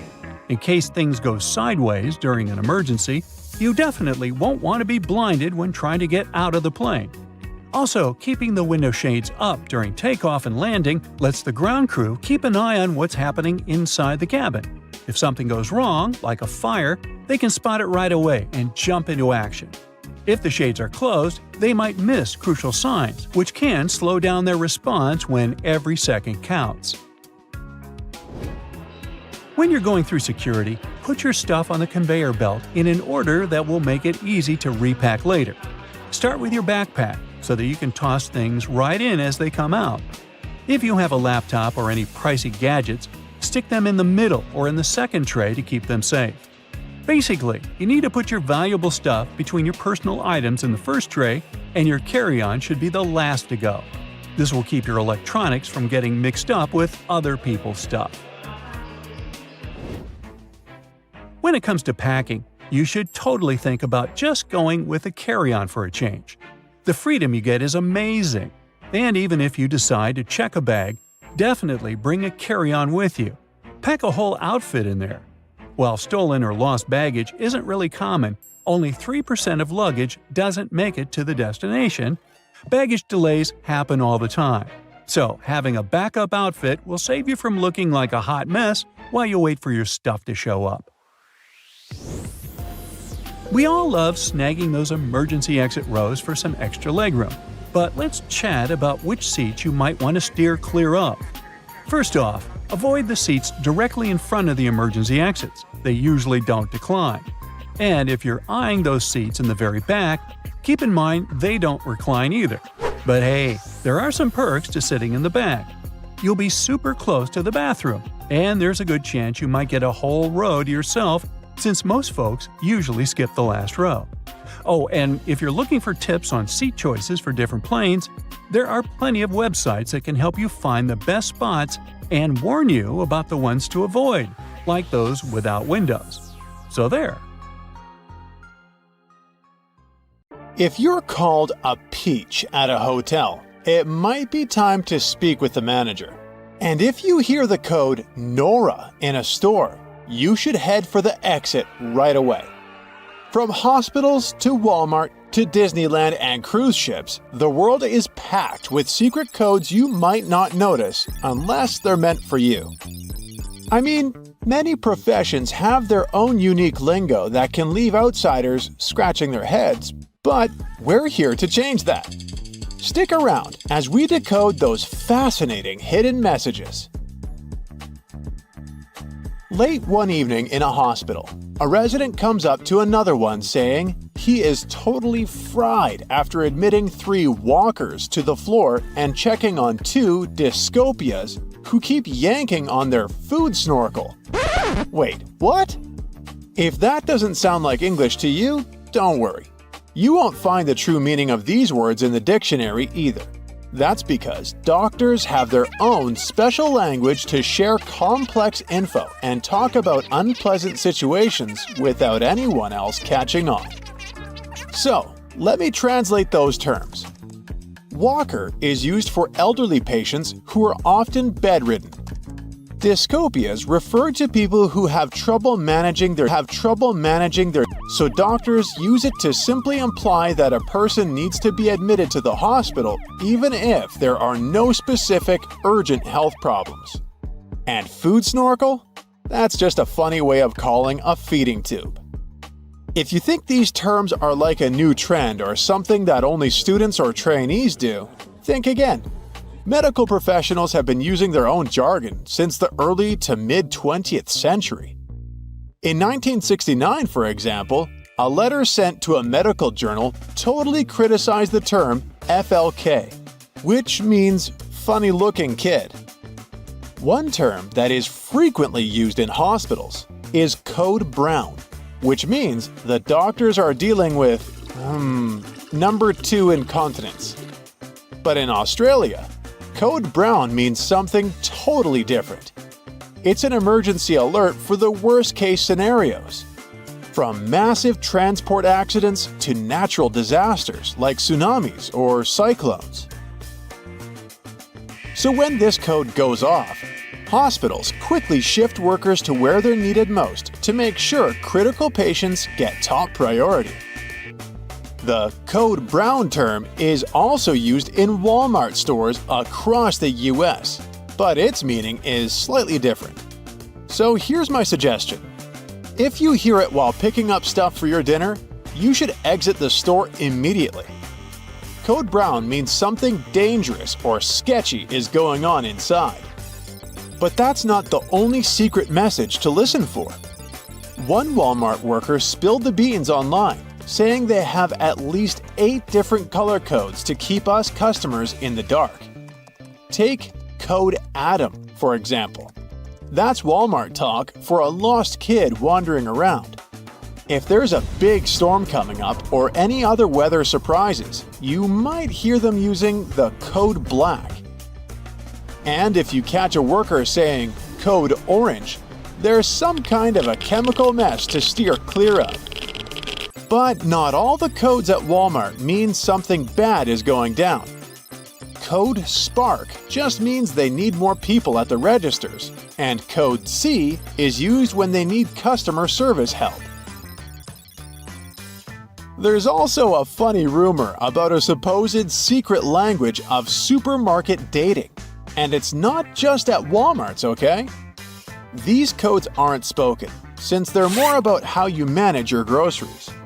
But they are still a fun way for shoppers to show they are single and ready to mingle. For example, if you pick up a bunch of bananas and stick them in your cart upright with the curves facing up, it means you're single and looking for love. And if you want to show interest in a guy, you should just sneak a peach into his cart. Fingers crossed he also knows about this secret code. Or else, you'll just look like a clumsy person tossing fruit into strangers' carts. Stores and malls also have their own secret language. Some shops use the code word NORA when employees are facing some serious trouble. For example, if someone enters a store in a terrible mood and starts causing a scene by throwing everything around, an employee might call security and say, "Hi Nora, I've got a customer issue." Here, Nora sounds like a manager's name, right? But it's actually an acronym for Need Officer Right Away. So it's a really clever way to ask for help without escalating the situation. Now, if Primark is your favorite place to freshen up your wardrobe, you should know that a former employee spilled the beans on some store secrets. For instance, if you hear an announcement about someone called Mr. Brown needing to come to the checkout, it probably means that a client is in trouble and staff just don't want to alert customers that security is on the way. And get this. The least glamorous news of all is when you hear a code 2 over the store intercom. According to the Inside Scoop, it's bad news for the cleaners because it means someone used Primark's floor as their personal toilet. Yep, you heard that right. Also, if you hear a bell ringing in the store, pay attention to how many times it happens. 2 rings usually mean a worker needs a supervisor or manager. 3 rings serve as an emergency alert, meaning something serious and potentially dangerous is going on. So if you hear them, you might want to skip the checkout and come back later before you accidentally end up in a real-life drama. You shouldn't trust every hotel employee. Sure, they are polite, welcoming, and chat with you like you're their long-lost buddy. But behind your back, they might call you a peach. That's right. peach means a guest who is a real pain to deal with. A skipper is a person who books a room but never actually shows up. And I hope you never get to be labeled as a UG, which stands for unsatisfied guest. If you happen to overhear the lobby staff using the word ghost, don't freak out. It doesn't mean the hotel is haunted like in The Shining. They're just talking about someone who suddenly shows up claiming they have a reservation without actually making one. So yep, hotel staff have their own secret lingo to talk about guests without getting busted. But they also use safe words for hotel issues they don't want you to know about. For instance, code B stands for bugs. They could be talking about roaches, ants, or even the dreaded bed bugs. So if you hear this code, it's probably a good idea to get out of bed and start checking for critters. If you are at Disneyland, the behind-the-scenes lingo is just as fascinating as the rides. Ever heard of 101? Nope, it's not a class. When something is 101, it means it's broken or closed. So if your favorite ride is down, don't worry, it's not just your bad luck, it's officially 101. But if you're having fun on Space Mountain and suddenly everything comes to a screeching halt, just like slamming on the brakes because a squirrel ran in front of your car, that's called an E-stop, short for emergency stop. Now, the gross stuff. Code V means someone has just tossed their churros and the mess needs to be cleaned up ASAP. And then there's also Code H. Oh boy, you really don't want to hear this one. It means someone has left a, shall we say, less than magical surprise somewhere in the park. Yep, a guest did a number 2 away from the bathrooms. Yikes! Even in the happiest place on earth, things can get messy. That's why employees have secret codes for personal stuff too, like ROSS, which stands for Release of Service. It's basically a VIP pass to head home early when a staff member is feeling too sick to keep up with the magic with Mickey. So, you're off on a cruise, huh? Sweet! But then you hear someone say that a mamagayo got a banana. Should you be worried? Nah, but someone else might be. That's because a mamagayo is cruise ship slang for a crew member who is sneaking around or chilling in their cabin when they're supposed to be working. And a banana is definitely not about someone craving a fruit smoothie. If a crew member messes up and gets a lecture from their boss, they say they got a banana. Thankfully, over the past few years, some cruise ship employees have spilled the beans on all the secret code words the crew uses. This means you get to play undercover agent on your next vacation at sea. So, if an employee looks like they've had a rough day, you now know they're probably kaput, which means totally wiped out. The crew has secret codes for emergency too. Alpha means there's a medical problem happening somewhere, and Bravo stands for a fire on board. But what you really need to watch out for are terms like Echo and Oscar. Echo is used when the ship is starting to drift, and Oscar means someone has gone overboard. If you hear a restaurant staff member saying 86, just hope they're not talking about your favorite dish. This number is actually their secret code for running out of something, meaning the item has to be crossed off the menu temporarily. For instance, if an Italian restaurant runs out of gnocchi, you will probably hear them say 86 the gnocchi. The letters BOH stand for back of house. That's where all the behind-the-scenes magic happens. Dishwashers, prep cooks, and the big boss chef hang out there. But it also means the actual back part of the restaurant, like the storage room.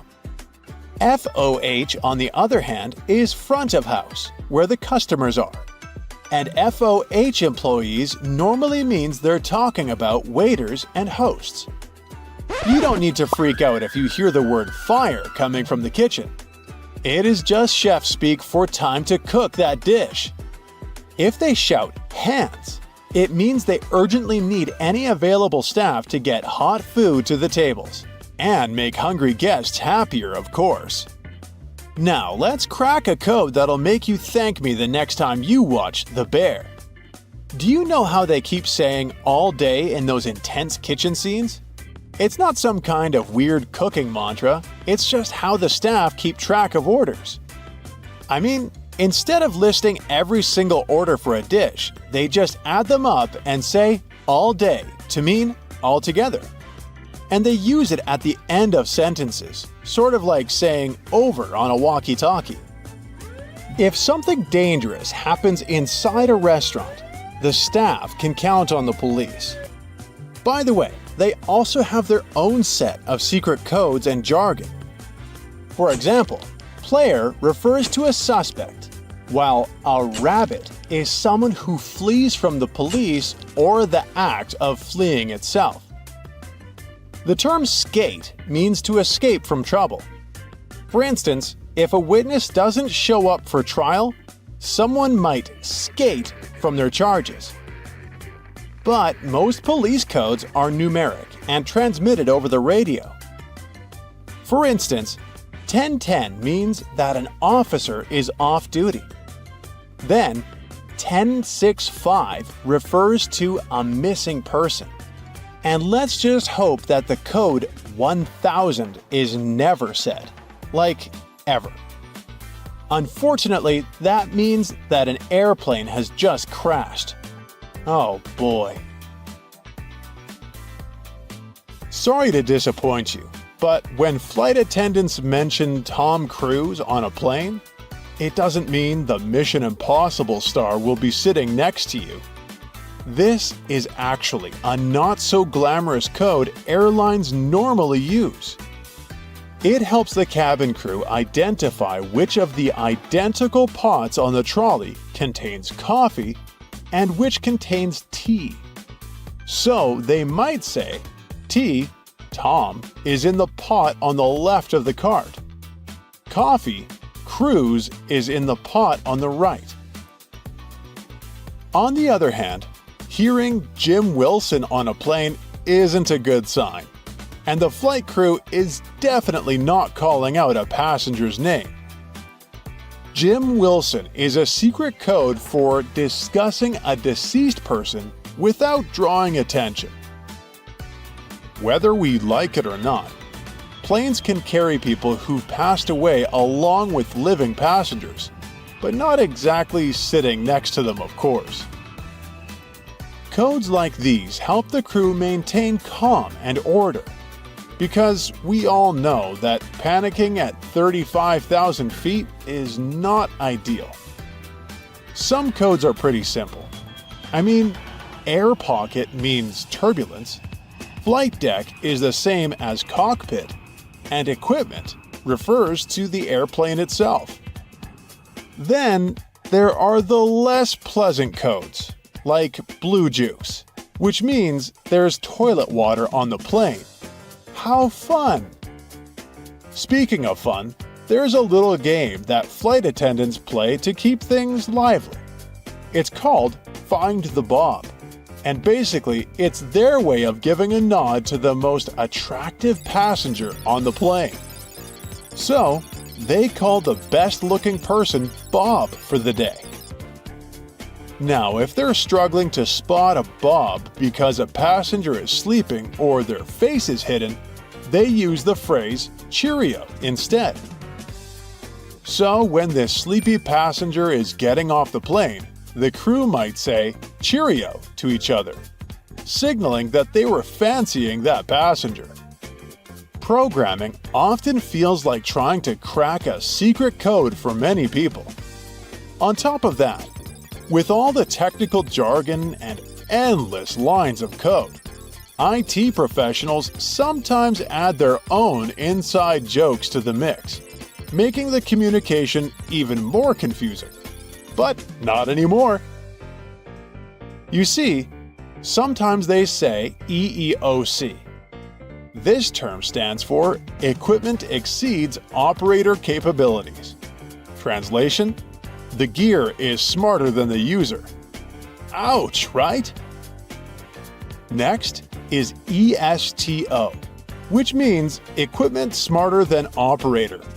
Yeah, it's basically the same thing, meaning that the user's computer is playing chess while they're still figuring out checkers. IT folks can be brutal, but hey, they deal with a lot. So next time your screen freezes or your printer goes rogue, it might just be a classic case of PEBKAC. This code means problem exists between keyboard and chair.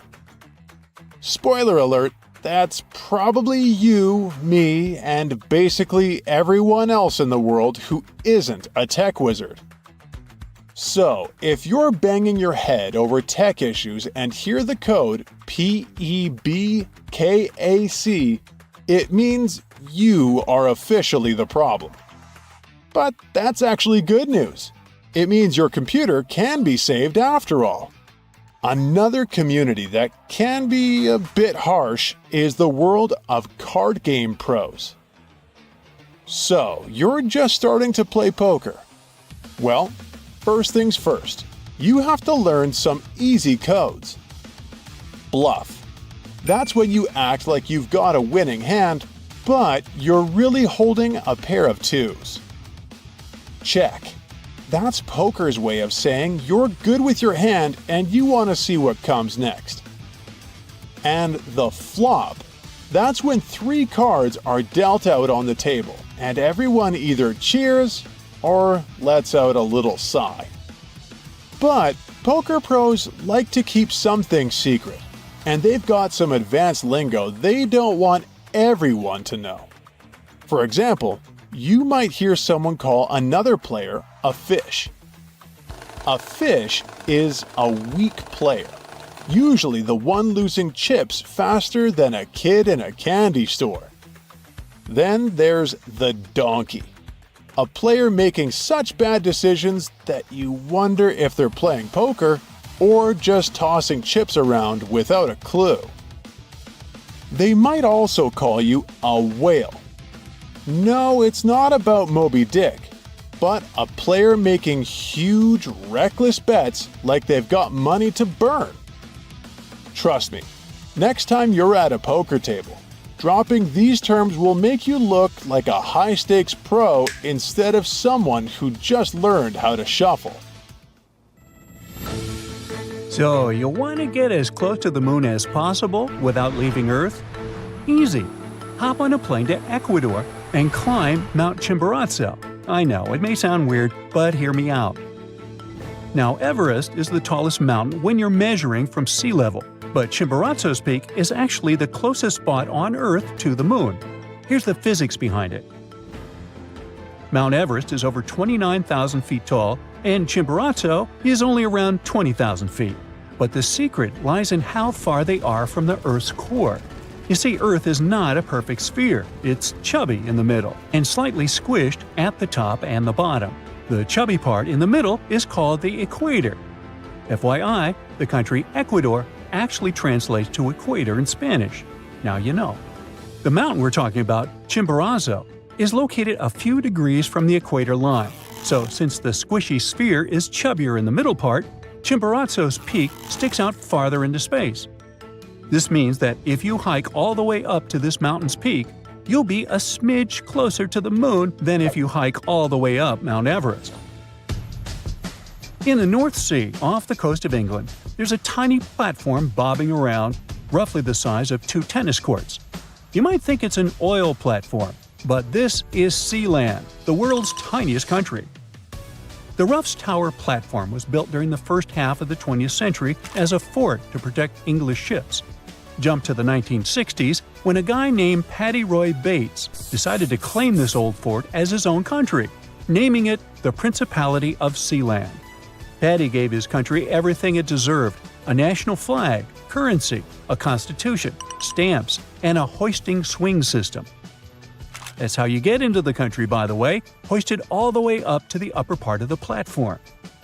Today, this micronation is headed by ruling monarch Michael Bates, who is a member of the country's self-proclaimed royalty. I know, right? Why wait in line for the British throne? The nation has its own fan club, who cheer for the country's national soccer club. Their team competes in international tournaments, where they usually play with other tiny nations. Although Sealand only has one official resident as of right now, players from other countries join to help out their soccer team. One of the country's supporters also placed a Sealand flag on top of Mount Everest. Having your kitchen in one country and your living room in another, well, this is the daily reality for some locals in Barle. In this town, the border between Belgium and the Netherlands doesn't just run along streets, it slices right through buildings. So, to navigate this setup, a rule was made that a house's nationality is determined where its front door is located. But this solution created its own problems. There's a house where the front door is exactly on the border, giving it two addresses, one in Belgium and one in the Netherlands. The owners of this house were given a unique opportunity. They could choose which country they'd like to get their utilities from, like gas and water. And you guessed it, they picked the country where the stuff was cheaper, in this case, Belgium. Down in Senegal, Africa, there's a lake that looks like something straight out of a sci-fi movie. About 18 miles north of the capital, Dakar, you'll find Lake Retba, also known as Lac Rosa. This lake is famous for its bright pink water. Yes, it really is pink, and you can even take a swim if you're up for it. But be prepared, the water is super salty, one of the saltiest lakes in the world with salt levels over 40%. The pink color comes from a species of tiny algae. These algae produce red pigments that reflect sunlight, giving the lake its unique shade. If you want to see the lake at its brightest pink, visit during the dry season from November to June. The rainwater during other times of the year can wash away some of the color. Oh, by the way, there are other pink lakes around the world, like Lake Hillier in Western Australia and Lake Natron in Tanzania. So there's a hill that seems to be on fire all the time. Located in the Arctic region of Canada, the Smoking Hills are a truly unique sight on Earth. Some of the minerals found here are so rare that they've only been spotted on Mars. For at least a couple of hundred years, the ground here has been smoking continuously. At first, explorers thought this was due to an active volcano, but it turns out the smoke comes from something else. The soil in the Smoking Hills contains sulfur and coal, and when these materials mix with oxygen, they can spontaneously catch fire and keep on burning. But don't get any adventurous ideas about visiting. The environment here is extremely harsh, there's toxic smoke, and the temperatures can be dangerously high. So, I'd try Orlando. New Zealand is famous for its stunning landscapes, but it also has a hidden treasure underground. Deep in some caves in the country's North Island, you can find a mesmerizing natural wonder. To see it, you'll need to go down about 150 feet in a series of dark, twisting caves. As you go deeper, you'll enter complete darkness until you reach the cave ceilings, which are lined with tiny glowing creatures. These are New Zealand's native glowworms, which are the larvae of a special type of fungus gnat found only in this country. They shine a bright blue light to attract prey. If you get a chance to tour these caves, it feels like floating through a galaxy, with thousands of these living stars sparkling above and their glow reflecting in the water beneath your boat. It's an incredible sight, like stepping into a magical glowing world. Mexico is home to one of the most amazing caves in the world, called the Cave of Crystals. If you think you've seen big crystals before, wait until you see these. In around 1910, miners in the town of Nica, Chihuahua, like the dog, discovered a cave full of clear selenite crystals. But it wasn't until 90 years later that they found an even more incredible cave filled with enormous crystals, some as long as 39 feet and weighing up to 55 tons. Scientists believe that 26 million years ago, give or take, hot, mineral-rich water filled this cave, allowing these huge crystals to grow. The Nica crystals are thought to be the biggest in the world, making people standing next to them look teeny in comparison. However, exploring the cave isn't easy. Inside, temperatures reach 136 degrees Fahrenheit. Even with protection, people can only stay inside for 20 to 30 minutes. It's an extraordinary place, but not exactly a comfortable one for humans. Mauritius is famous for its beautiful beaches and clear blue waters. But it also has a stunning optical illusion at its southwest corner that looks like an underwater waterfall. Even though it seems like water is flowing down into the ocean, what you're actually seeing is a trick of the light and the seafloor. The island is on an ocean shelf that's only about 500 feet deep, but just beyond the edge, it drops down to 2.5 miles deep. This drop creates the illusion of a waterfall as currents push sand and particles over the edge, making it look like water is cascading down. So, while it's not a real underwater waterfall, it's definitely a cool sight to see from a boat. Now here's a place that might either give you chills or leave you in awe, depending on when you visit. Near the small town of Gryfino in Poland, there's a forest of pine trees with a strange twist. They're all bent at their bases. During the day, these trees with their sharp 90-degree curves look fascinating and even a bit whimsical. You might even find a comfortable spot to sit on if you're having a picnic. But visit the crooked forest at night, and it takes on a whole different vibe. A thin layer of fog hangs around, making the forest look eerie and a bit spooky. Plus, scientists still don't know why for sure the trees are bent like this. So, would you prefer to see it in the bright light of day or the mysterious dark of night? Ooh. Now, the next time you travel the world on Google Maps, check out this lake in Finland that is shaped just like the country itself. This lake was modified by humans in the north of the country and is an exact model of the country on a 1 to 10,000 scale. In the 1980s, Arctic tourism and skiing above the Arctic Circle was booming. A local company decided to build a hotel and plenty of holiday cabins here. The pond, shaped like Finland, was supposed to bring more tourists to the area. They managed to finish it in just 1 week with 2 excavators, a tape measure, and a few sticks. And I must say, they did a great job. If you don't like long elevators, head to Hanover, Germany. One of the outdoor elevators there only travels for a few inches, and the whole experience takes a few seconds. It has become a real star on social media after some tourists posted footage of it, so you might have to wait in line to enjoy your short ride. In case you're wondering what's the point of this elevator, well, it's installed at the local train station.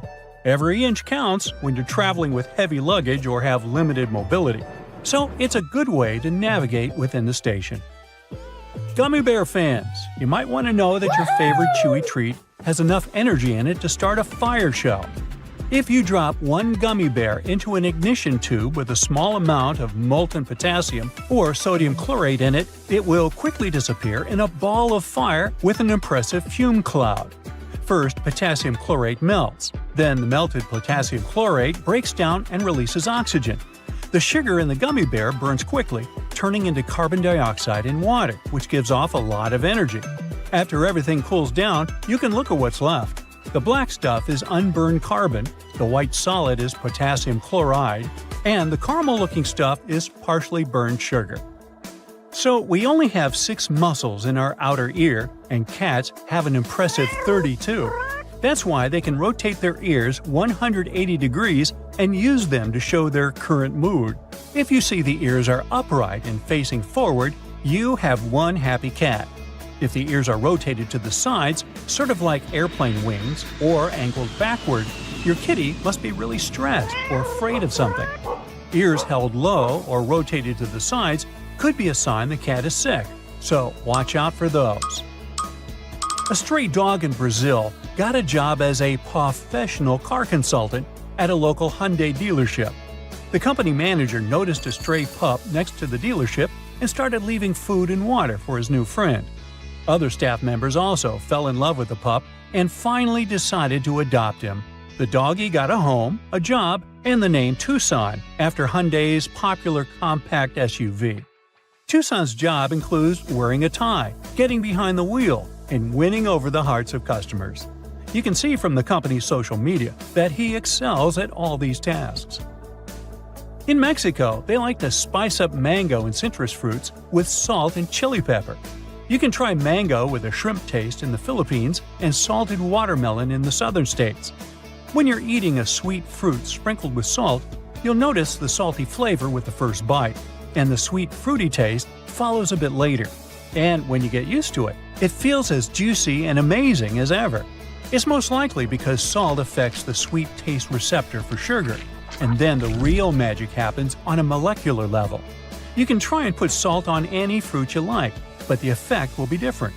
Salt can make sweeter fruits like cherries and strawberries even sweeter and balance the flavor of grapefruit, pineapple, and watermelon. Now, back in 1956, long before the first dating apps were a thing, or apps in general, a Swedish sailor named Ake Viking decided to ask the sea for help to find a soulmate. He put a short message to someone beautiful and far away in a bottle and let it travel the world. 2 years later, he received a reply from a girl named Paulina from Sicily. She wrote that she wasn't really beautiful, but she thought it was super cool that the bottle had covered such a huge distance. That's why she decided to let the sender know she had found it. Well, they became pen pals, and after a while, you guessed it, Viking moved to Sicily to marry his one and only Paulina. That unique pattern on your fingertips stays with you for your entire life. If you happen to damage your fingerprints somehow, or develop some skin condition that can change them, they'll still grow back within a month. As you grow older, the skin on your fingertips becomes less elastic and the ridges get thicker, but the pattern still doesn't change. It just becomes harder to scan. If you work as a bricklayer, though, or have to handle certain chemicals, you might lose some details in your beautiful natural pattern. But no worries, once you stop doing those activities, you'll get your fingertips back. Unless maybe you're a meat cutter. If you still believe in the 5-second rule, there's some bad news for you. When your food hits the floor, it instantly becomes a bacteria magnet. Researchers discovered that moisture, surface type, and contact time all play a role in how badly contaminated your food will get. Food with high moisture levels, like juicy watermelon, are more likely to get in trouble fast. In a different study, researchers swabbed the floors around the University of Illinois in a lab, hall, dormitory, and cafeteria to see how many organisms they could find. Even on dry, sterile surfaces, germs relocated onto cookies and gummy bears in less than 5 seconds. For some foods, it took less than 1 second for the transfer to begin. The first Barbie doll was made in 1959, but her great-great-great-grandmother comes from ancient Rome. Archaeologists found some incredible sarcophagi during construction work in Rome in the 19th century. One of those had a 9-inch long doll next to its owner. The head and body were made from a single piece of ivory. Its arms and legs were separate and connected with a clever nail mechanism, allowing them to move. Its face was so detailed that it looked like a tiny portrait. The doll even wore a tiny gold ring with a key on its finger and had a small ivory box full of jewels, tiny mirrors, bone combs, and the remnants of accessories. But Ken was nowhere to be found. In case you're looking for a new job and you love to cuddle, there might be an opening for you. As weird as it sounds, a professional snuggler is a real job. There are several companies that provide cuddling services and look for staff members who are ready to give hugs and snuggles and listen and support people who really need it. Now, anyone can give hugs to others, but you need to be trained in professional cuddling to make money out of it. You will need to learn to set boundaries with your future clients without hurting their feelings and to mentally care for others without giving away too much of your own personality. Famous scientist Nikola Tesla knew that the whole world would go wireless back in 1900.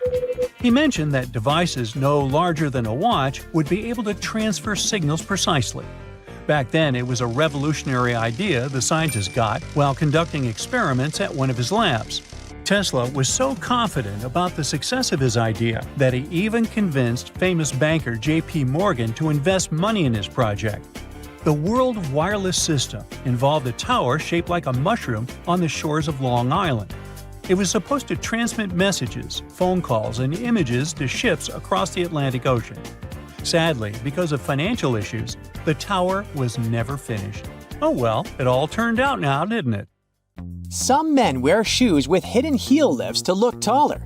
Such shoes can make a person up to 6 inches taller. They look like regular shoes, but inside they have this extra insert. Sometimes, such an insert is glued down. Sometimes it's removable, and you can choose the height you need yourself. When the Titanic hit the iceberg and sank sometime later, the Atlantic Ocean was around 28 degrees Fahrenheit, which means the water was below its freezing point. No wonder so many passengers didn't make it. Some birds have a row of bristles protruding from the edges of their eyelids. Those bristles can probably be called eyelashes, but while human eyelashes are modified hairs meant to protect the eye, bird eyelashes are modified feathers. Identical twins don't actually have the same fingerprints, so you can't blame your misdeeds on your sibling after all. Different factors during development in the womb, like the position of the womb, umbilical cord length, and the rate of finger growth, impact fingerprints. Earth's rotation speed is changing. It's slowing down right now while we're talking. It means that, on average, the length of the day gets 1.8 seconds longer every century. 600 million years ago, a day lasted a mere 21 hours. Most world maps are wrong. On the majority of maps, they still use the Mercator projection, which was the first developed in 1569. But this method is very inaccurate and makes Alaska look as large as Brazil, while in reality, it's 5 times smaller. As for Greenland, it looks 14 times larger than it actually is. For a map to be precise, it would need to be life-sized and round, not flat. Ants don't have lungs. They breathe through tiny openings known as spiracles. An ant may have 9 or 10 of those on each side of the body, depending on the species. The average color of the universe is poetically called cosmic latte. In a 2002 study, scientists discovered that the light coming from other galaxies averaged into a beige color that was very close to white, just like the drink beloved by many. There is such a thing as minus decibels. The quietest place on Earth is Microsoft's anechoic chamber in Redmond, USA. The level of sound there is minus 20.6 decibels. Such chambers are built out of heavy concrete and bricks and are placed on springs to stop vibrations from entering the chamber through the floor. Bananas are radioactive. Wait, where did you go? It's not that bad. Bananas are rich in potassium, so each banana is slightly radioactive due to the natural isotope potassium-40. On the other hand, your body contains around 16 milligrams of potassium-40, so you're actually about 280 times more radioactive than that poor banana. And in any case, your body gets rid of that excess potassium-40 from a banana within several hours. There's simply no such thing as a straight line. You just need to zoom in close enough and you're bound to spot some irregularities. Even a laser light beam is a bit curved. In emergencies, fish form orderly lines. For example, when evacuating through narrow spaces in dangerous situations, school of neon tetrafish queue so that they don't crash into one another or clog up the line. Scientists think that this behavior means that fish can respect social rules even in emergency situations, unlike us humans. Hippos can't swim. These animals have large bones. These bones are so big and dense that it makes hippos barely buoyant at all. So these animals don't swim. Instead, they perform something like a slow-motion gallop on the riverbed. Hippos can also sleep underwater thanks to a reflex that allows them to rise to the surface, take a breath, and sink back down to the bottom without waking up. Lego bricks can withstand compression better than concrete. A regular plastic Lego brick can support the weight of 375,000 other bricks before it breaks. Theoretically, it could allow you to build a tower more than 2 miles in height. But if we decide to scale this up to house-sized bricks, the price would be exorbitant. If you ever go to space, you can take your yo-yo with you. In 2012, NASA astronaut Don Petit took a yo-yo on board the International Space Station and used it to show some tricks. You see, a yo-yo mostly relies on the laws of conservation of angular momentum to perform tricks. And if you keep the string taut, these laws apply in microgravity too. There's a theory that claims that we sweat when we're anxious to alert the brains of other people that they're primed for that danger that's making us feel anxiety. Brain scans have revealed that when you sniff the sweat produced by a panicking person, regions of the brain responsible for emotional and social signals light up. And when you are anxious, your sympathetic nervous system produces hormones, including adrenaline, which switches on your sweat glands. There are rainbows on Venus, and they're called glories. A glory looks like a series of colored concentric rings and is caused by the interference of light waves inside droplets rather than the process of reflection, refraction, and dispersion of light, which produces rainbows.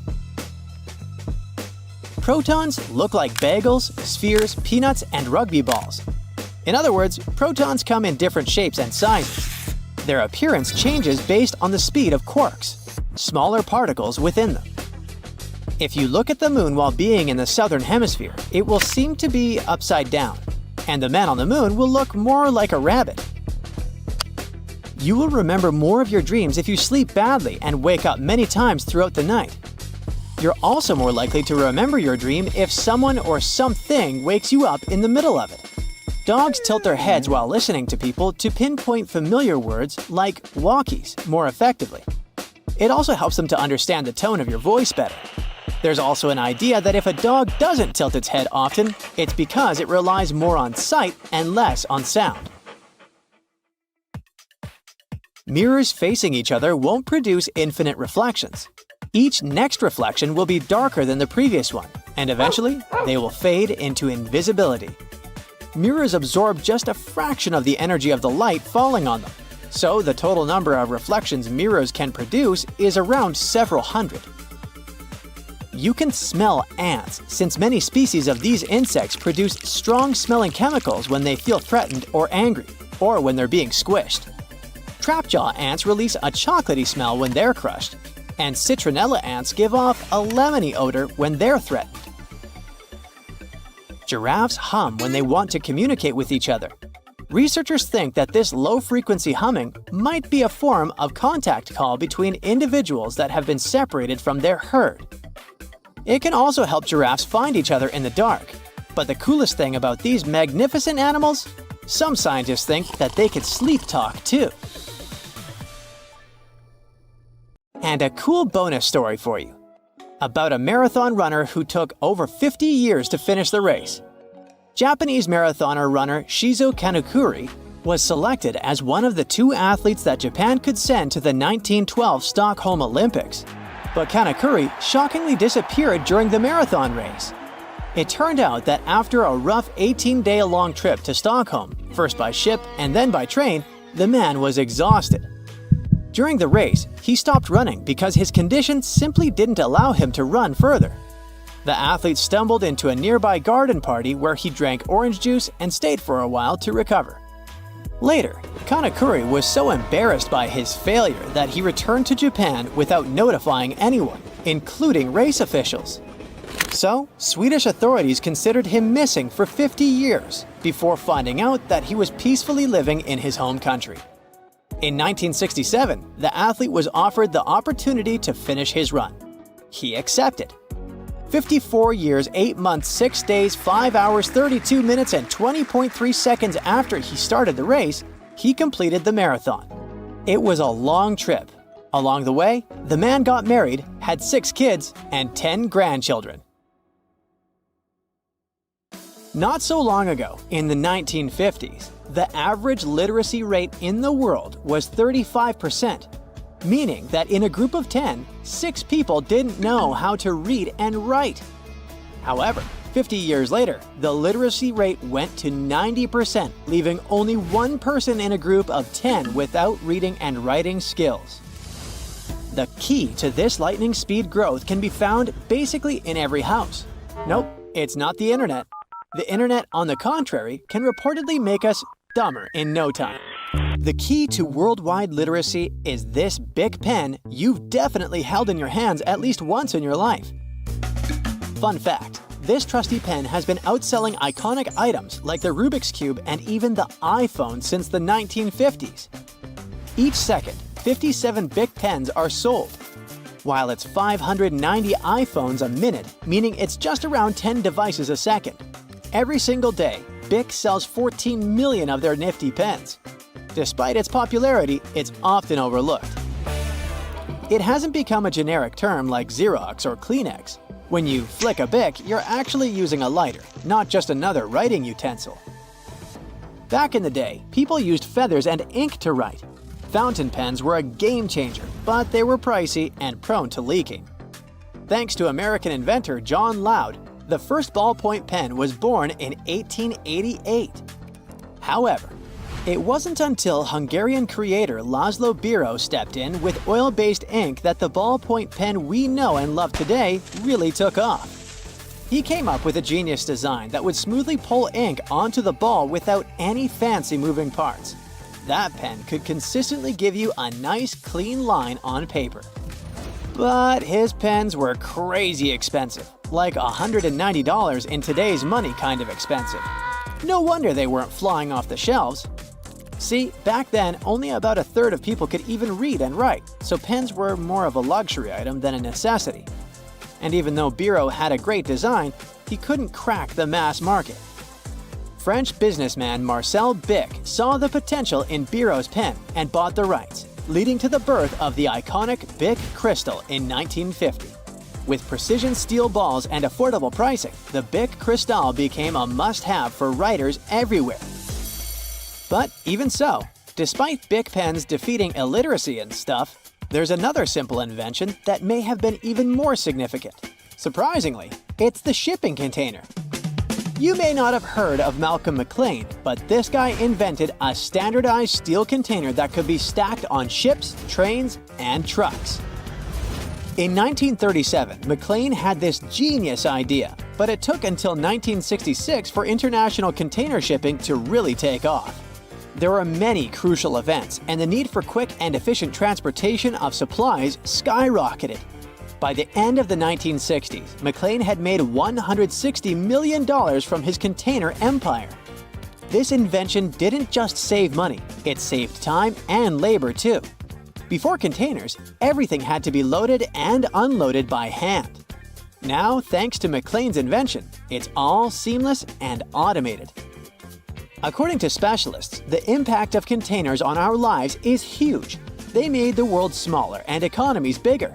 Thanks to them, you pay less for everyday products. Let's say you're in the US and you need something imported from Italy. Air shipping is still ridiculously expensive, so we don't even take it into consideration. Now, imagine a ship can only transport 5 containers, each of them having 20 products inside. In total, 100 products. Let's say such shipping would cost $100, which would add at least $1 to the final price of your product, depending on how greedy the distributors are. But if you can stack the containers, you can add a second and even a third row of them, which will reduce the price. You still pay for the ship, it's the same $100, but you transport 200 or even 300 products if you can stack. Now, this is an imaginary and a bit far-fetched example, but you get the drift. Why are the containers so significant? Well, those famous Bic pens that defeated illiteracy were supposed to be delivered all over the world somehow, weren't they? And it's not only about the pens. Since we live in the era of globalization, we heavily rely on fast and affordable transportation for food, clothing, and even sponges. Meet Aaron Kraus, the genius behind the smiley-faced wonder that is Scrub Daddy, the kitchen sponge that went viral on TikTok.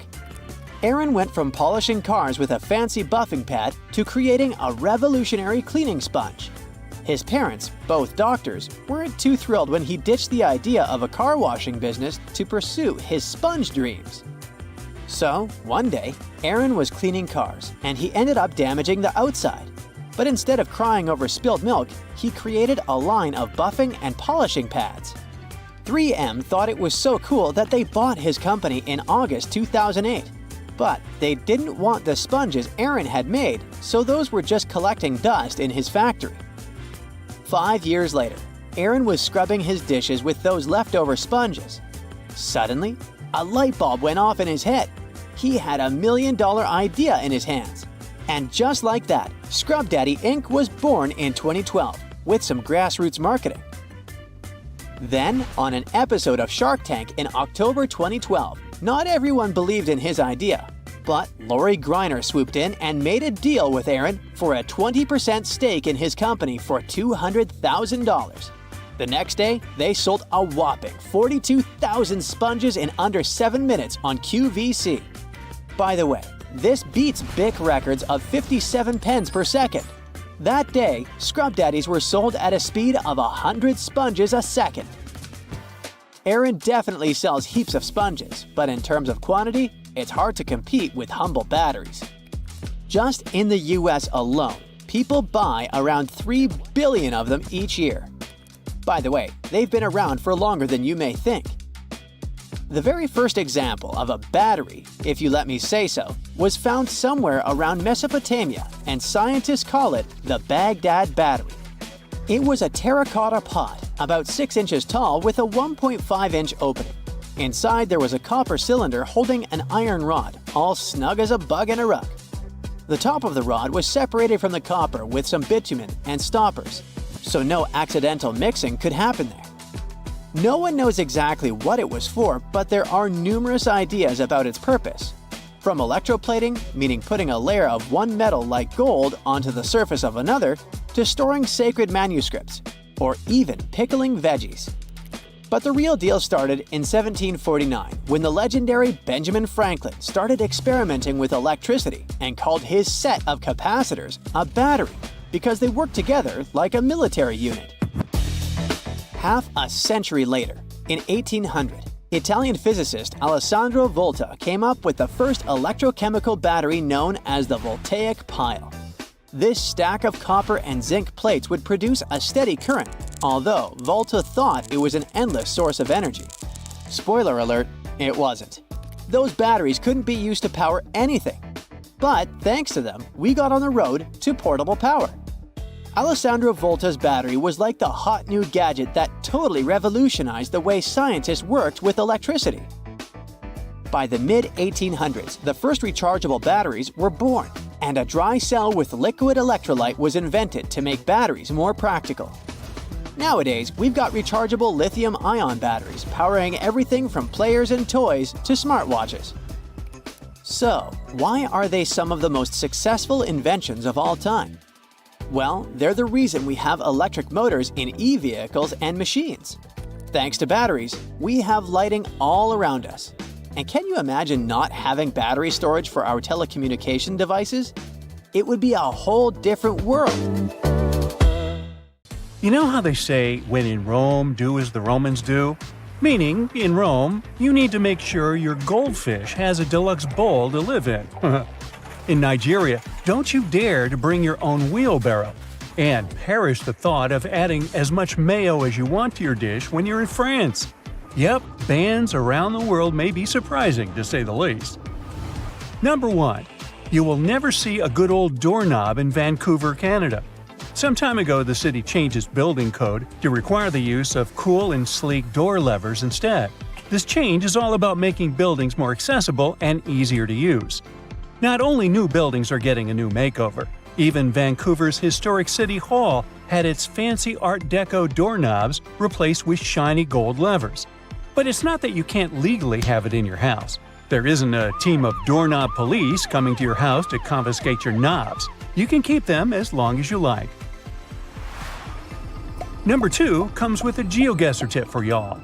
If you see this chair in the picture, it means it's 100% not in Basel, Switzerland. It's called a monoblock chair, and it's special.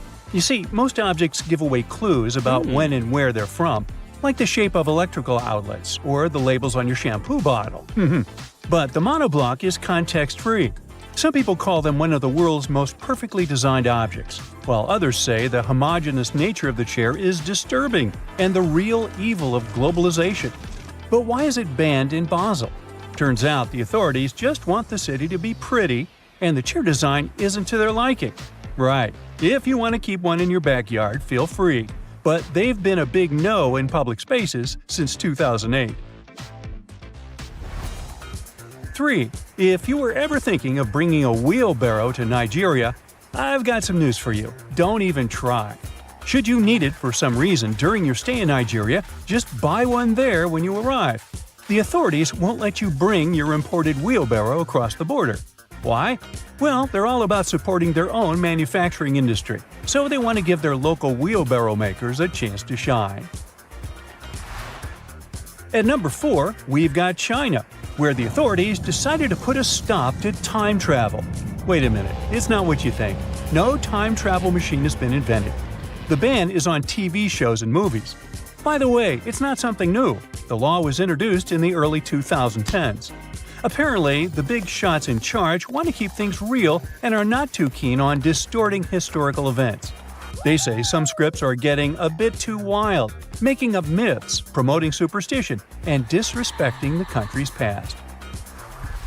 5. Coffee pods. They've become super popular because they make brewing coffee so easy. But Hamburg, Germany doesn't seem to be a fan of those pods. Around 8 years ago, they took a stand by banning plastic coffee pods from authorities' offices. These little pods are made of various materials, making recycling a real challenge. While it's true that these coffee capsules can create a lot of problems, they're still loved by many. In fact, they've become a big hit in the US and Europe, making up a chunk of the coffee market. Hamburg is hoping to lead the way in showing people just how wasteful these pods really are. Number 6. Chewing gum. It has been banned in Singapore since 1992. The ban was put in place to stop people from sticking gum in all sorts of weird places, like subway doors, lock cylinders, and elevator buttons. Yuck. But costly train shenanigans were the last straw for the authorities. The ban was put in place after some serious gum incidents on the Mass Rapid Transit or MRT trains in the late 80s. Some mischievous pranksters have been gumming up the works on MRT trains by sticking chewing gum on the door sensors. That caused a sticky situation and messed up train services. And there you have it, chewing gum got completely banned. Now, just a note here, yep, these are gums prescribed for therapeutic or dental reasons. And yep, they're still allowed. Also, don't get this whole ban wrong. It's not illegal to chew gum in Singapore. So if you come there as a tourist, you can bring in a little gum for personal use if you're traveling. Just do not stick it under this nice park bench, okay? What will create you a ton of troubles, though, is importing and selling chewing gum. Iceland is number 7 in our ban hit parade. Back in 1994, Reykjavik was like, no dogs allowed. It wasn't because they were all about cats, it was to stop this nasty tapeworm from spreading. The disease was serious business, causing all sorts of health problems. But don't worry, dogs are cool now as long as they follow the rules. Nowadays in Reykjavik, it's all about the cats. They're everywhere, roaming the streets like they, own the place. You can't walk 2 steps without seeing a furry little friend begging for attention. These Reykjavik kitties are so popular that they even have their own Facebook page. People love them, and some even carry around treats just in case they come across a friendly feline. And since there aren't many threats to cats in Iceland, they're thriving. 8. The Philippines. Now this one is really weird. Singing My Way in karaoke bars is sort of banned in this country. This seemingly harmless song has been linked to some pretty serious consequences, like fistfights and even people's early demise. No one knows the exact number of lethal cases caused by this song, but there have been at least a handful of incidents in the last 10 years. The song's lyrics, which can come off as a bit arrogant and prideful, seem to rile people up when sung in a not-so-great way. This has led some karaoke bars to unofficially ban the song to prevent any craziness from breaking out. 9. Hey, have you heard about Japan's Metabo law? It's all about measuring waist sizes to tackle obesity. It was introduced in 2008, and the idea was that if companies and local authorities didn't meet the goals, they would face financial penalties. The Ministry of Health believed this campaign would help prevent various health conditions. So, every year, people aged 40 to 75 had to get their waist measured. Employers and local authorities needed to make sure at least 65% of people participated. The goal was to reduce Japan's obesity rates by 25% by 2015, and if they hadn't made it, they would have gotten slapped with a fine. Did it work? Well, in 2024, there are only 4.5% of people who reportedly have weight issues in Japan.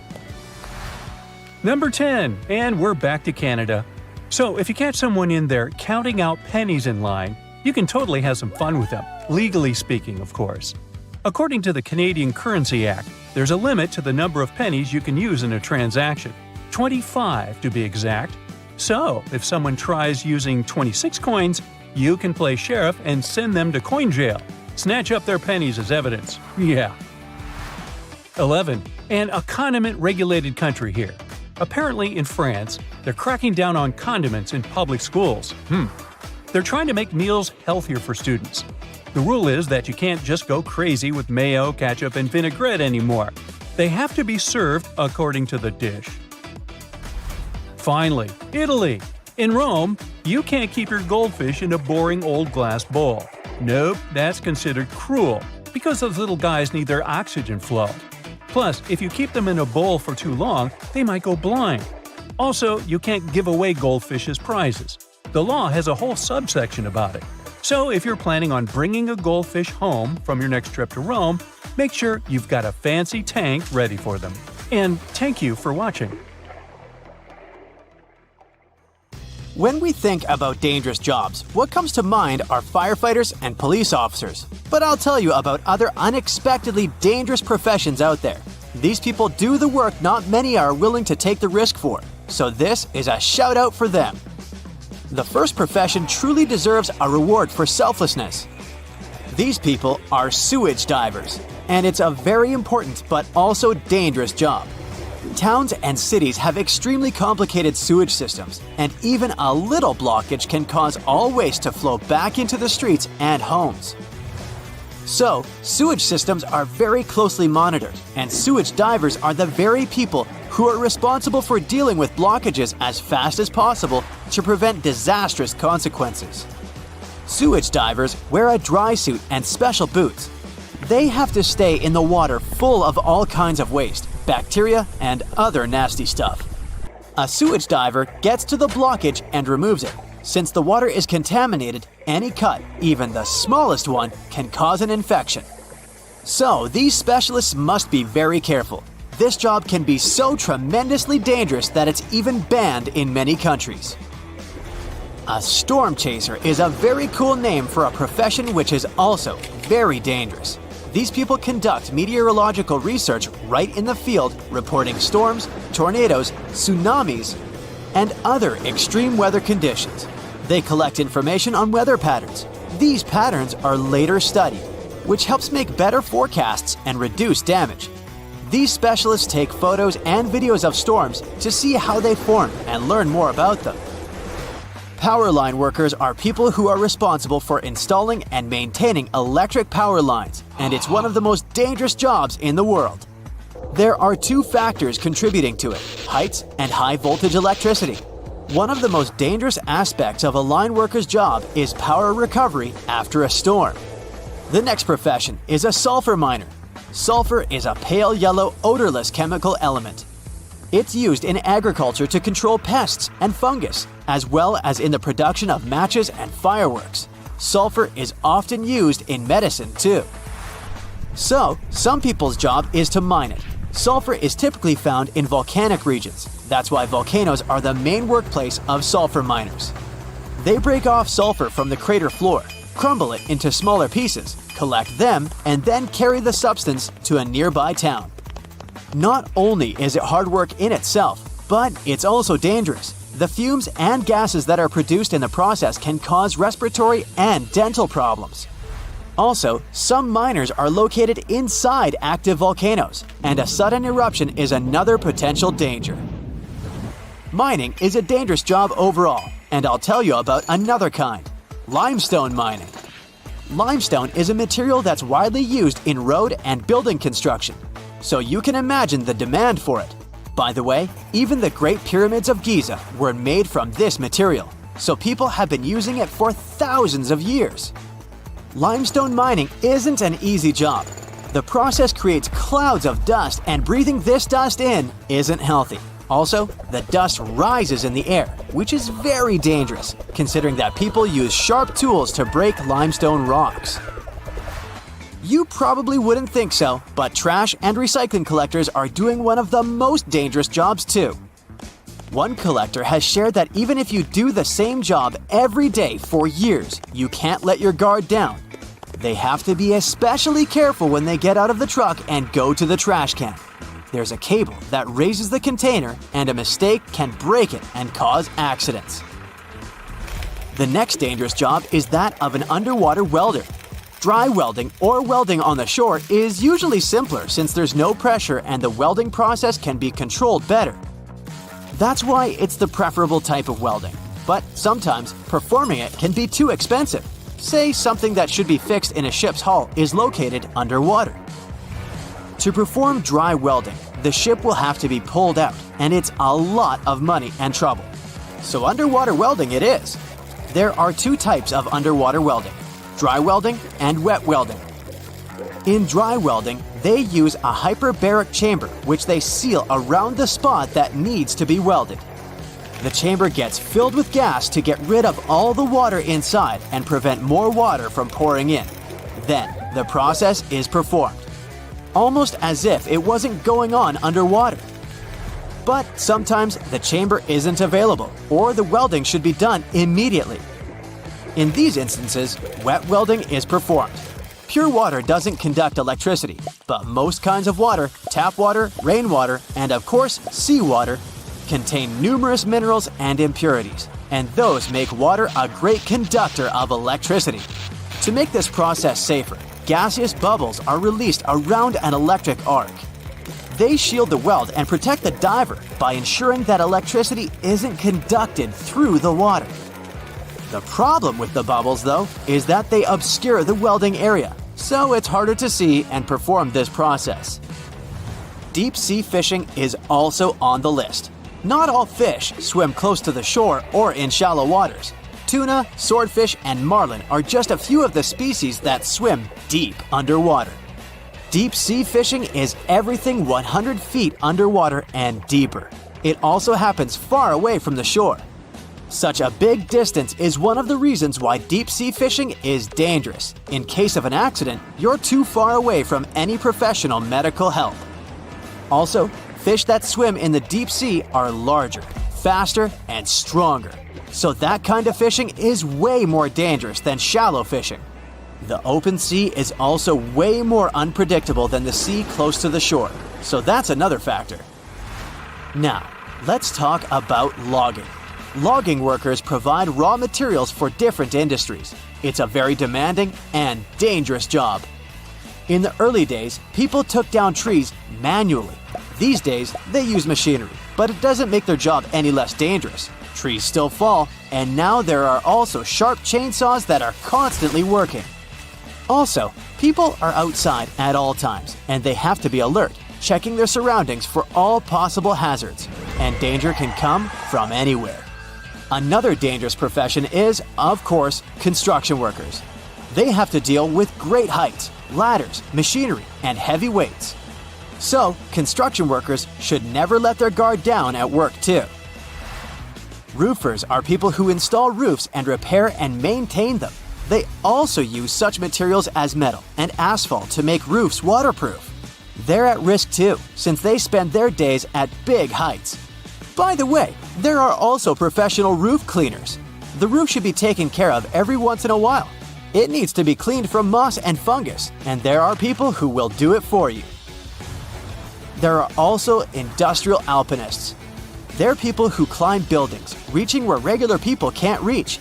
They take care of buildings' facades, cleaning and painting them, and even making them waterproof. They also do other kinds of required maintenance to protect buildings from gases, industrial dust, and other damaging factors. Farmers risk their lives every day too. Farming is way more than milking cows and watering plants. It also means working with heavy machinery and chemicals. Tractors are quite challenging to maneuver, and they can easily roll over. Farm equipment is also dangerous because it's often very sharp. Farmers use a lot of chemicals to protect crops and keep machinery clean. Chemicals often spread over large areas, making the air around toxic. There are even more potentially dangerous things, but let's finish it with animals. Cows and horses are big, heavy, and can act unpredictably, so it's another potential threat. Well, I hate to break this to you, but money isn't actually made of paper, which also proves that money doesn't actually grow on trees.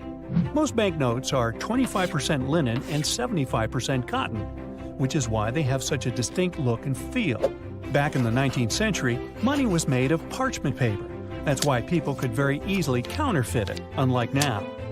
The Eiffel Tower is almost 6 inches taller during the summer. When you heat up some substance, its particles start to move more actively and take up a bigger volume. That's something they call thermal expansion. When the temperature lowers, the substance contracts again. Such an effect is more prominent in gases, but you can also track it in liquids and solids, including iron. Because of this, people build large structures like bridges using expansion joints. They allow a structure some leeway to expand and contract, and such changes don't cause any damage. Wow, I have some pants like that. Now, honey can last for thousands of years without going bad. Bees land on flowers to collect sugary nectar. Then they transport it back to their hive and transfer it to other worker bees. These bees reduce the water content of the nectar by repeatedly drinking and regurgitating the liquid. Bee barf. Special enzymes in their stomachs break down the glucose in the nectar, and it becomes more acidic. Bees deposit this nectar in the honeycomb and start fanning it with their wings so that the water evaporates more quickly. The honey is now highly acidic and low in water content, which keeps it safe from spoiling. The bacteria that can cause the rest of the food to go off can't survive in such conditions. Now, a long time ago, people didn't elevate their mattresses off the floor. This practice started in ancient Egypt and continued in many other cultures. People realized it was cold on the floor, and they could warm their beds easier if they were off the ground. Houses used to be more drafty. Cold air came in from under the doors. There was no central heating, so people had to find other ways to stay warm. Warm air tends to rise, and if you're positioned higher, you won't be as cold as on the floor. Also, this way, people could keep their beds clean more easily. In simple homes, floors used to be way dirtier than today, and all that dirt usually migrated into beds. Continuing now to talk dirty, do you think people are naturally clean and tidy? After all, our ancestors, who lived thousands of years ago, already used latrines and were tidying their hair with combs. And they kept their homes and themselves clean. Our natural need for hygiene and cleanliness is driven by our sense of disgust. That's the very mechanism that helps our bodies stay safe and protects them from different infections. That's why we're more sensitive to certain smells and things. But we still have some pretty sloppy habits. For example, eating snacks over a keyboard. Ew! I certainly never do that. But there are animals that are even neater than us humans. For example, rattlesnakes like to keep their surroundings tidy. Some of them even use their muscular necks and triangular heads to sweep aside messy grass when they hunt. Many animals like to clear their path when going after their future meal. Reptiles too. Less vegetation increases their chances of catching food. Songbirds also prefer to keep it neat and get rid of uneaten food, eggshells, and other trash in their nests. This way, they also make their homes less visible to their enemies. Meanwhile, out in space, shadows are darker on the moon than on our planet. That's because the atmosphere on Earth scatters more sunlight. But if you could visit the moon, you'd observe shadows so dark you wouldn't be able to see where you were going. Also, you'd notice fresh footprints on the lunar surface. People haven't set foot there in a few decades, but the footprints look as if they were left just yesterday. Since there's no water or wind on the moon, nothing can erase these footprints. So they stay there in their original form for millions of years. So be careful where you step, huh? Earth's core contains enough gold to coat the entire planet. And if you decided to do this, the level of this precious metal would be knee-high. For thousands of years, people have been mining gold and platinum, together with a bunch of other precious metals, from underneath our planet's surface. That's why we have depleted some of the minerals in certain areas. But Earth still has a huge number of such deposits, especially if you get closer to its core. That's because of countless meteorites that collided with our planet during the period of its formation. Those meteorites contain different minerals, including gold. Back then, Earth was still in its molten state, which is why most of the gold, a heavy element, sank deep into its core. And the silicate mantle, positioned over the core, trapped really huge amounts of gold and some other minerals. Unfortunately, most of them are kind of out of reach now, since we talk about 1,800 miles below the surface and temperatures of thousands of degrees. Too hot, in other words. Sure, if you were about to go into space, one of the first things you'd think of would be your spacesuit. But do you know that it's possible to survive in space even if you aren't wearing any protection? Well, don't get your hopes up yet. You'd last for no more than 15 seconds. That's how long it would take you to lose consciousness, because oxygen will stop coming to your brain. In 1965, one technician accidentally depressurized his suit inside a vacuum chamber. He lost consciousness after 12 to 15 seconds. 27 seconds later, his suit luckily got repressurized. The man later said that he remembered the moisture on his tongue started to boil. He also lost his sense of taste, and it didn't come back until 4 days after the accident. Now, you can't hold your breath in space either, so that won't save you. Your lungs will rupture at one point because the air inside will expand.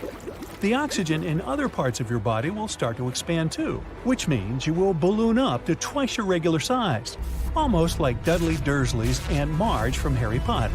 Well, not quite. You won't explode, only thanks to your elastic skin. It will keep holding you together, and the liquids in your body will start vaporizing pretty quickly too. Doesn't that sound pleasant? No! The ocean has its iconic blue color thanks to sunlight. When the sun shines, the water absorbs longer orange and red wavelengths of light and reflects shorter blue light waves. This is only possible when there's a huge amount of water. So, the more water you have in one place, the bluer it becomes. That's why the water you pour in your glass has nothing in common with this beautiful ocean blue color.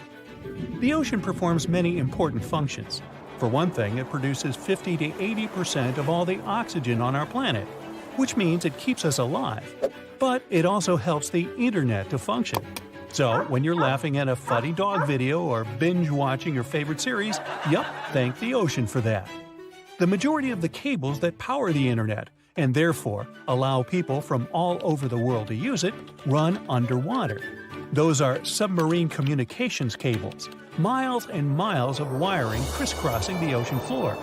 There are special boats for putting all that in place. They're designed specifically for that purpose. To make sure nothing damages the cables and your internet, people need to put them on relatively flat stretches of the ocean floor. The cables also need to be away from old shipwrecks or large ocean ecosystems. Some of these cables have a special coating that protects them from damage. This way, no hungry sharks or curious fish have a chance to munch on the wiring.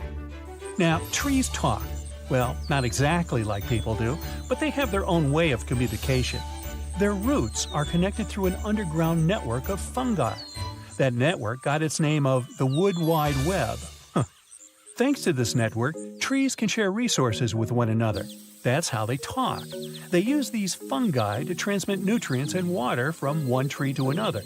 For example, there's a mother tree or another tree that's stronger and older than others in the forest.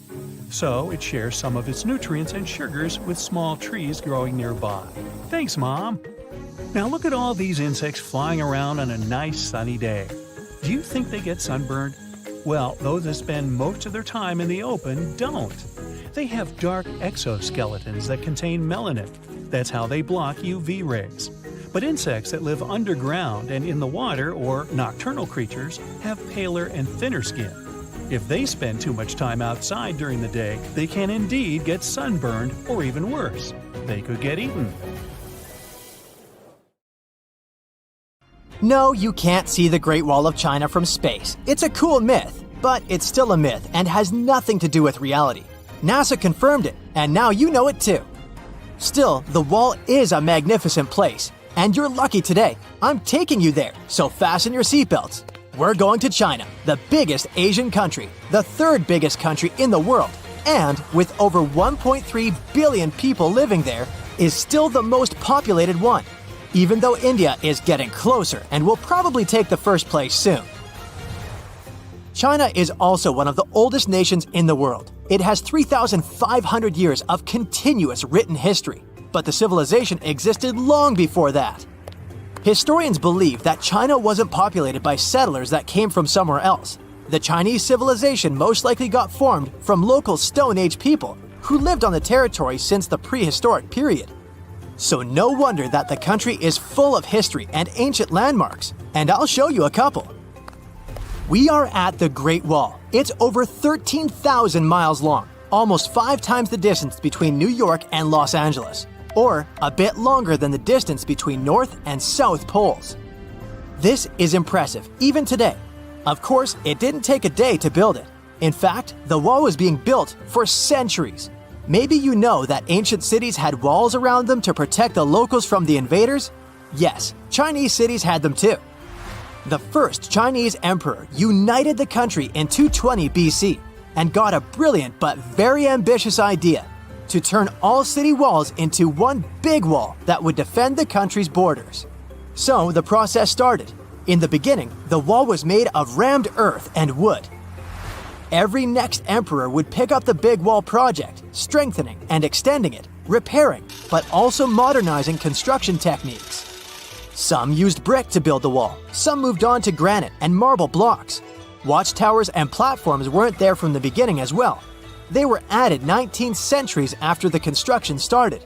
So the wall is quite inconsistent in terms of material, but it only adds more charm to the construction and shows how much effort and time it took. You can notice that some bricks have writing carved on them. They were left by the workers who were building the wall.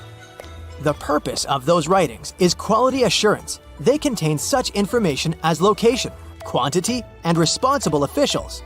So in case of problems with the quality of materials or constructions, it would be known who was responsible for that. Also, mind that the wall is poisonous.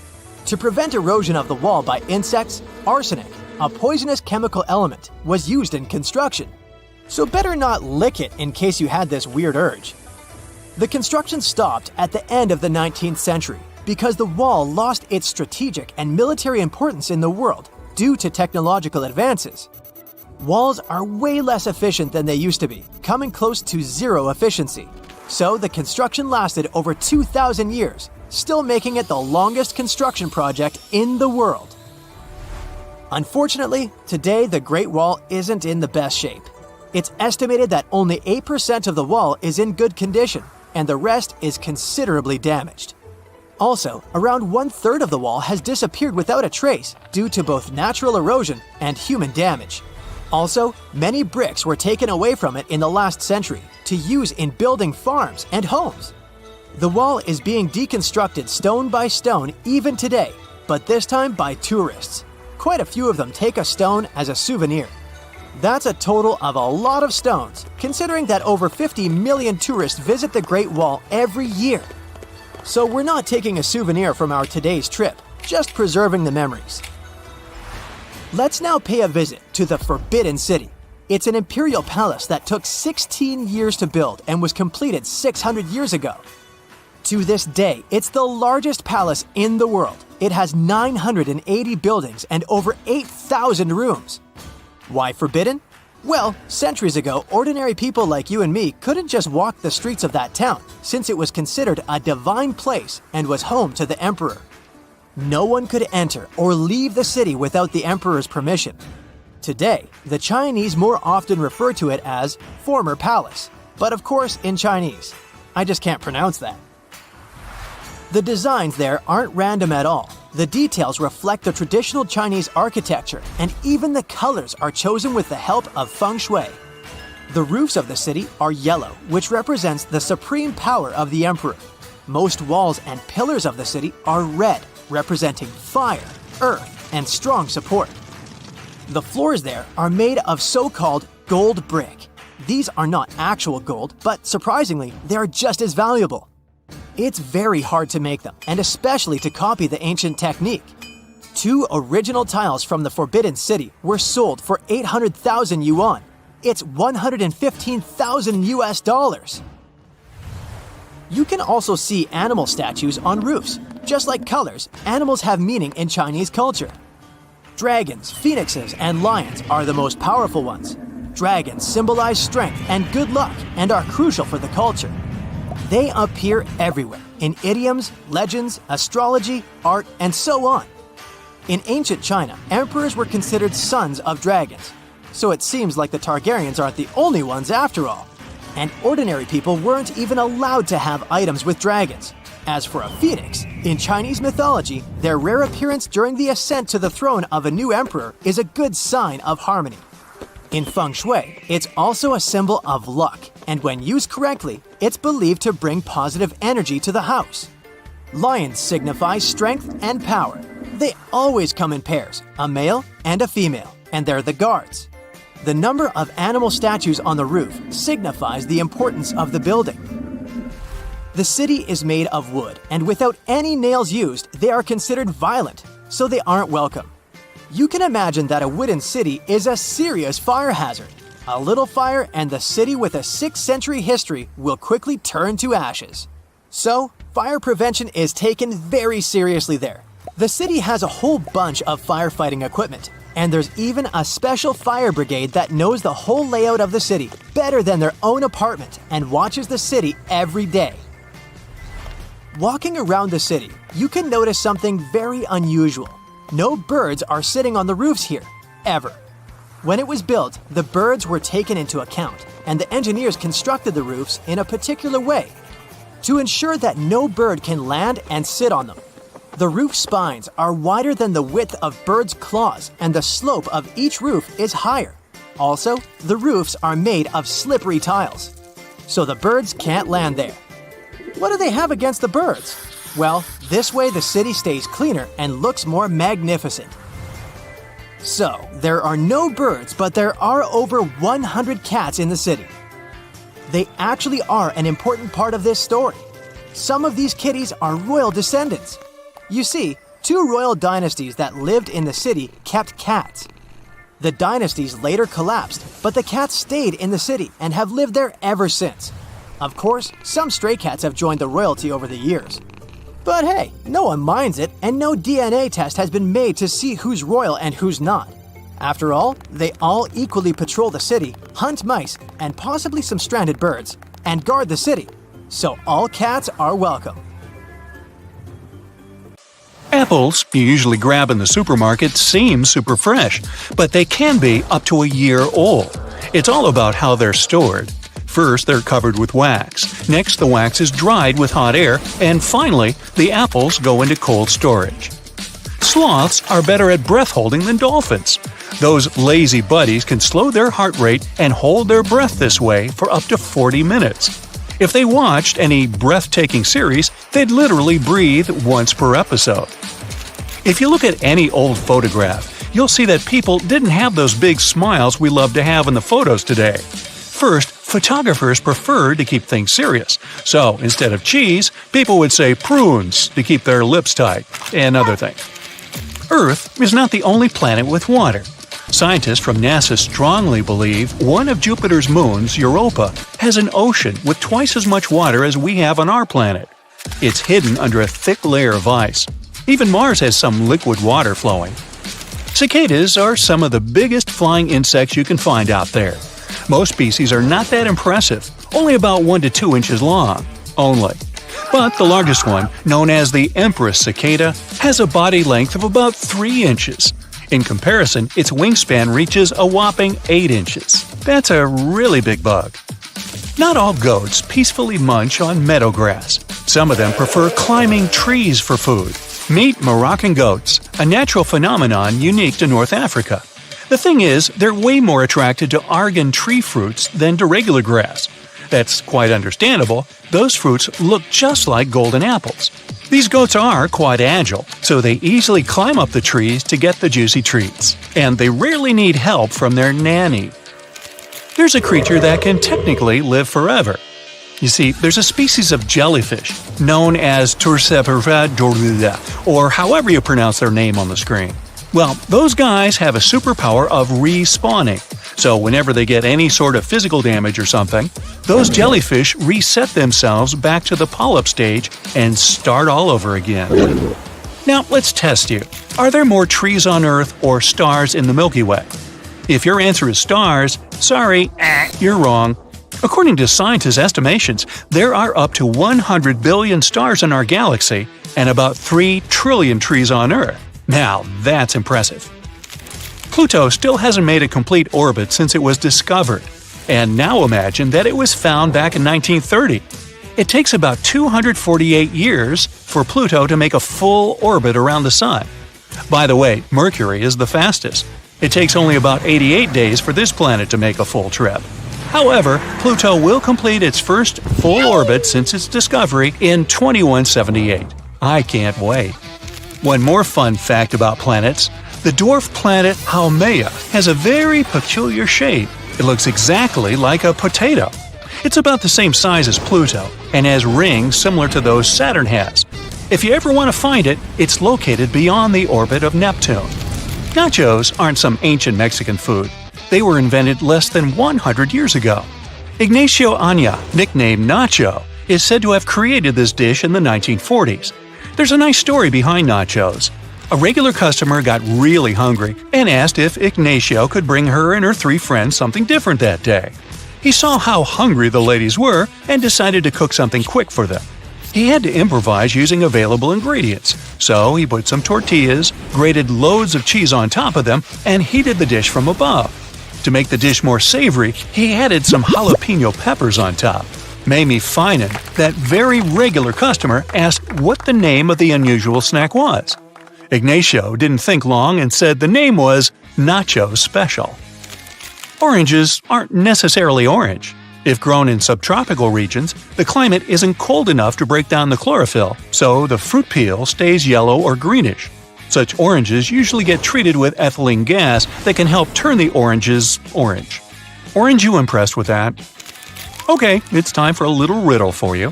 What's common between peanut butter and an engagement ring? Both of them contain diamonds.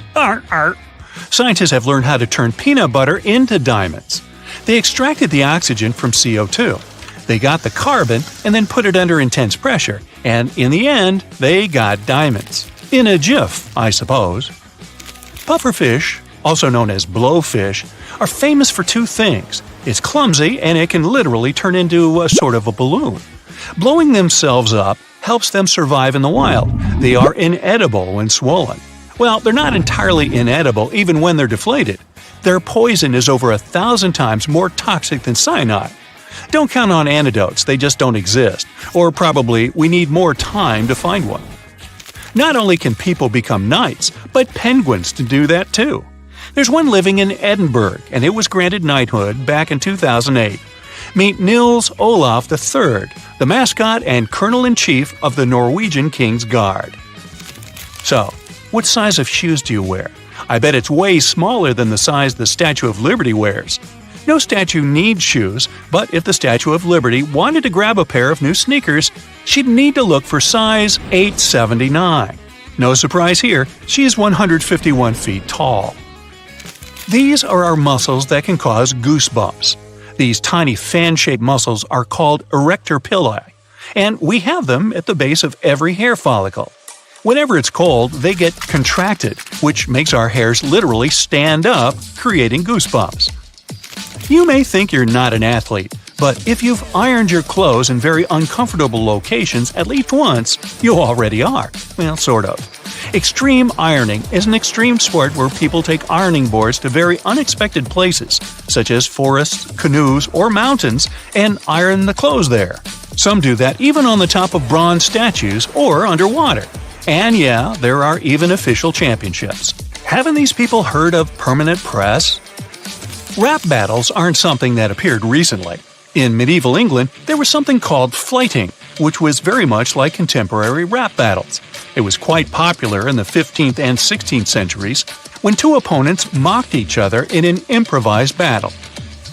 Tongue Map says we have different parts for different tastes. Well, not really. There are individual taste buds that sense certain flavors more than they do with some others, but it doesn't mean one area can taste sweet better than the other. Studies show that all mouth areas have taste buds sensitive to all tastes. Chameleons don't change colors because they want to match their surroundings. That would probably be a very tiring thing to do. In reality, some other things like mood, temperature, or the amount of light they get affect their color. When chameleons relax and stretch cells, crystals that are inside of them are affected by the light. These reptiles use crystals to communicate with each other. So, for example, darker shades show that they're not in such a good mood. It's more like they feel kind of grumpy. Ah, beware the grumpy chameleon. Turkeys can blush just like people do. It works the same way. They blush when angry, excited, or even feel bad. You can see the skin on their necks and heads turn red. Opossums don't really sleep while hanging by their tails. You see that in cartoons and some photos, but in general, they don't. Their tails are strong, so these animals can grip branches and hold their weight, but only for shorter periods. Adults are really too heavy to stay in this position for too long, so they wouldn't get too much rest. So I could say hanging by their tail overnight is sort of impossible. So, once they explode, stars aren't supposed to come back to life. But some of the stars somehow have survived the Great Supernova Explosion. Such zombie stars are pretty rare. Scientists found a really big one called LP 4365. It's a partially burnt white dwarf. Now, a white dwarf is a star that has burned up all of the hydrogen, and that hydrogen was previously its nuclear fuel. In this case, the final explosion was maybe weaker than it usually is, not powerful enough to destroy the entire star. It's like a star wanted to explode but didn't make it, which is why part of the matter still survived. One of those zombie stars used to be a white dwarf, or just left over from an explosion. It gobbled up too much from another star and, surprisingly, managed to explode once again. If you manage to go to the moon one day and see fresh footprints, that doesn't mean there's someone else there with you. Footprints or similar marks can last for 1,000,000 years over there because the moon doesn't have an atmosphere. There are no winds, not even a breeze, that can slowly erase those footprints. In outer space, you'd be strong enough to weld two pieces of metal together with your own hands. Okay, it has nothing to do with your strength. You could just press them together with no effort, and that's it. Oxygen in our atmosphere makes a thin layer on the surface of the metal. It's like a barrier, which is why such a trick is impossible on Earth, but perfectly logical in outer space.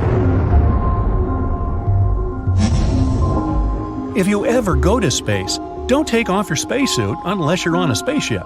Air in your lungs would expand, as well as the oxygen in the rest of your body. You'd be like a balloon, twice your regular size. Good news? The skin is elastic enough to hold you together, which means you wouldn't explode. Yeah, small comfort, huh?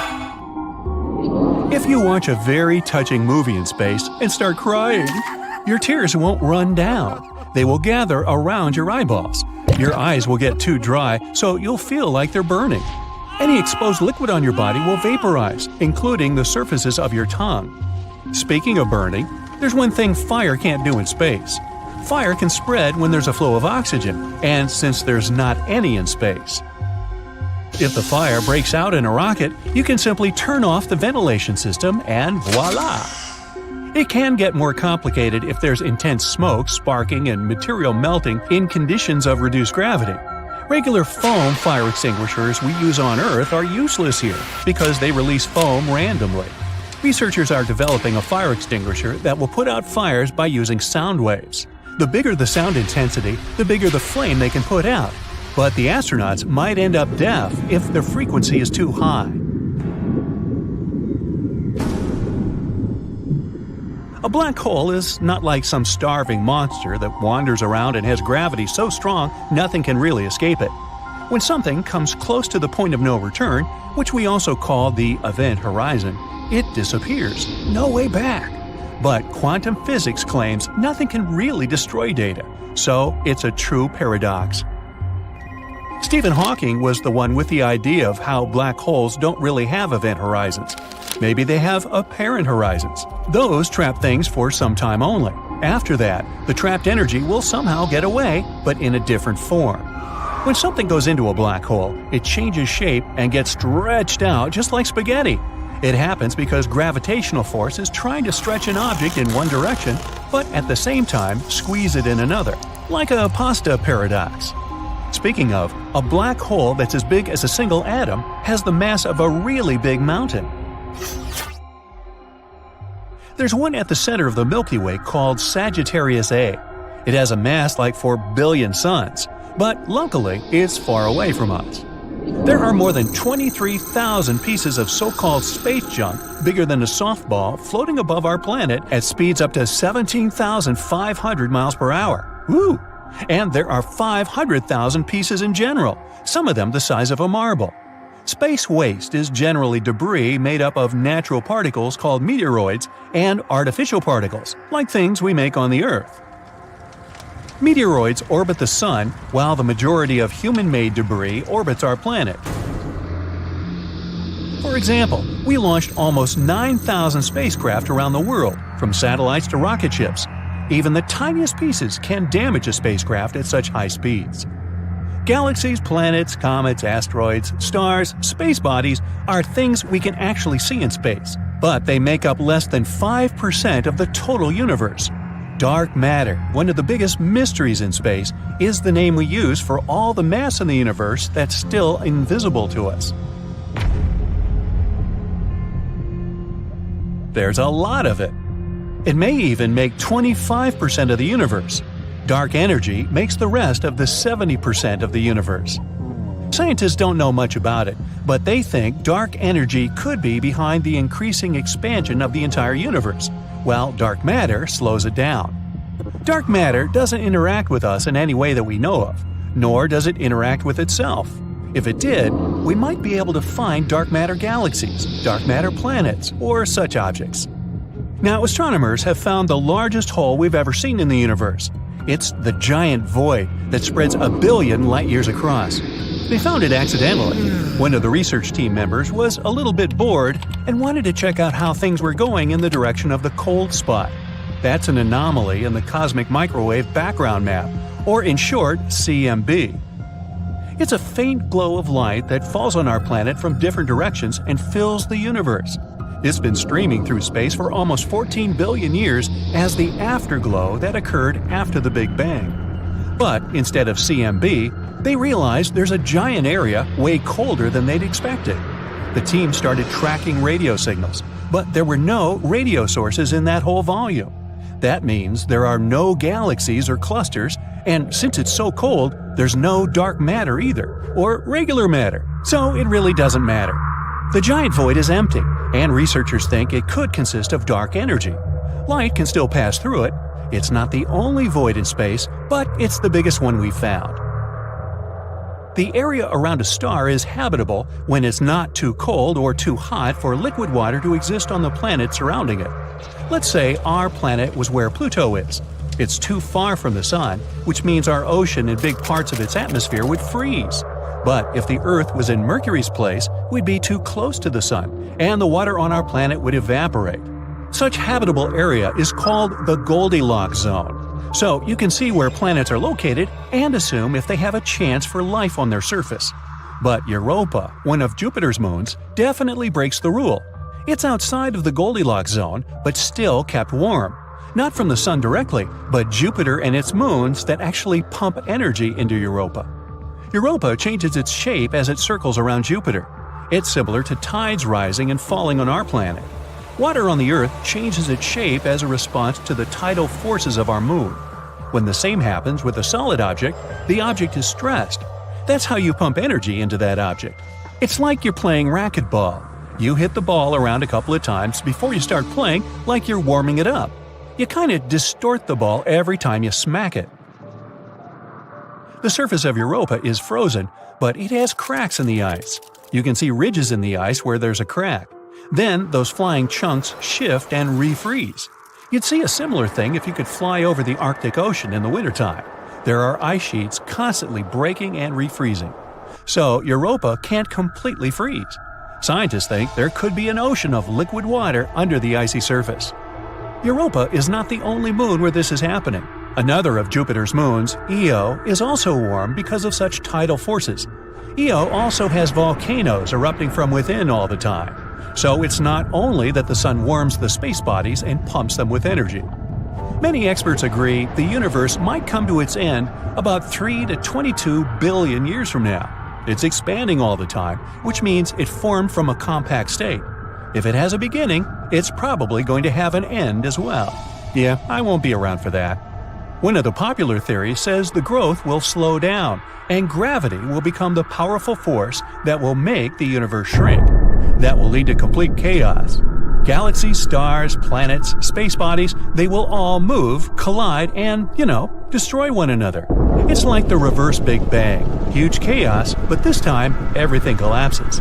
Well, on that cheery note, always stay on the bright side of life.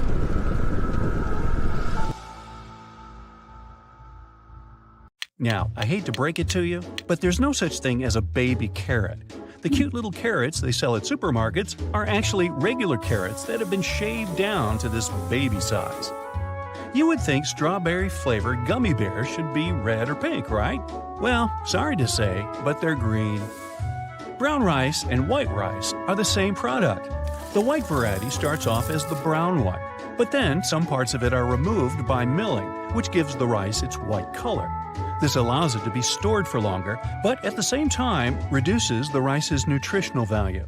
Now, on the topic of rice, it was used to build the Great Wall of China. The builders mixed sticky rice soup with lime and got rice mortar for construction. It was stronger and had better water resistance than regular lime mortar. Thanks to the rice soup, the Great Wall has been able to stand for centuries despite the elements. You found a long-forgotten chocolate bar somewhere deep in your desk. Yum, nice surprise. But when you open it, you hesitate. There's some unpleasant-looking kind of dusty film on it. Don't worry though, it's still safe to eat. It's just that the fat or cocoa butter used to make the chocolate has been separated from the rest of the bar because of the heat. As it cooled back down, it created this whitish film. The taste might be a little off, however, so it may be best to use it for cooking instead. And you'd have more self-control than I do. Avocados can't ripen while on the tree. If not picked, they will simply fall from the branch while still not ripe. When picked, though, they will become soft and flavorful just like we love them. This happens because of the burst of ethylene produced by the fruit itself after picking. It's inhibited while the avocado is still on the tree. Tomatoes bought at supermarkets often have a weak flavor. It has to do with how they're grown and stored afterwards. Tomatoes are gathered when not fully ripe yet, and they ripen in the transportation containers and on the store shelves. But if they're stored at temperatures below 40 degrees Fahrenheit while not fully ripe, they lose a lot of their flavor. So, to keep them tasty, it's best to store tomatoes outside the fridge. Honey is probably the only food that can literally never go bad. If it's properly sealed with no air left in, it can go for millennia and still be edible. The oldest pot of honey ever found was 5,500 years old, next to the mummy of Winnie the Pooh. Nah, not really. While dark and milk chocolate raise no questions, their white sibling isn't chocolate at all. It doesn't contain any cocoa powder, which makes chocolate, well, chocolate. The white variety is made of cocoa butter mixed with sugar and flavoring, usually vanilla. Peanuts are closer relatives to peas than to nuts. They're legumes, the type of plants that includes peas, chickpeas, and beans. Cashew nuts aren't nuts either. They're seeds that are collected from pretty large fruits. The same can be said about walnuts, almonds, pecans, and pistachios. When you buy some sushi rolls with crab meat, what you get is no crab at all. The red and white stuff is what is called imitation crab, and it's basically paste made of fish. Its other name is surimi. By the way, sushi was originally a way to preserve fish. It was stored in fermented rice, which could keep fish fresh for up to a year. And after that, the rice was thrown away while the fish was cooked and eaten. If you get all tearful while cutting onions, there are several ways to avoid that. One is put the onion in the freezer before cutting it. That will freeze the molecules of the chemical that makes you cry. Another method is washing the onion in cool water just before cutting it. The cold and moisture left on the onion will not allow the tearful chemical to get in your eyes. And the third way is to put a wet paper towel next to your cutting board. The chemical gets attracted to the nearest water source, which is usually your eyes, but in this case, it'll be the towel. Now, the vast majority of wasabi we eat isn't actual wasabi. The real thing is very expensive. So what we get is just a mixture of horseradish, mustard, and green food coloring. Be careful when you eat fresh pineapple because it can literally eat you back. It contains an enzyme that digests protein. That burning sensation you get when you've eaten a bit too much pineapple, that's it. Mac and cheese used to be a really fancy dish back in the 18th century US. Pasta could only be imported from Italy, which made it expensive, and the process of making cheese was time and effort consuming. It didn't make the product cheaper either. Only the wealthiest could afford a plate of mac and cheese, and it was served in the fanciest restaurants as a delicacy. Oysters, lobsters, and pretty much any other seafood, on the other hand, were considered food for the poor back in the day. Seaside communities fed themselves with what they could catch in the sea, and that included mussels, crabs, and a lot of other stuff we consider delicacies today. Wow, I think if I ate mac and cheese with lobster right now, my head would explode. Back to rich food. In medieval times, fish was considered a gift fit for a king. English monarchs were known to be presented with huge pikes, and even before that, in the Roman Empire, fish such as red mullet was a delicacy that emperors paid for with large amounts of gold. Farmed salmon fresh is naturally gray. Wild fish eat a lot of shrimp, which makes their meat that trademark pink-orange color. The farm kind is fed with a special plant pigment for the same effect. The inventor of petroleum jelly, Sir Robert Cheesebrough, claimed to eat a spoonful of Vaseline every single day. He also asked his nurse to cover him head to toe in the stuff when he fell seriously ill. He soon recovered and lived to be 96 years of age. All the while, he firmly believed in petroleum jelly's miraculous properties. It was a slick product. Oranges actually gave their name to the color we now know as orange.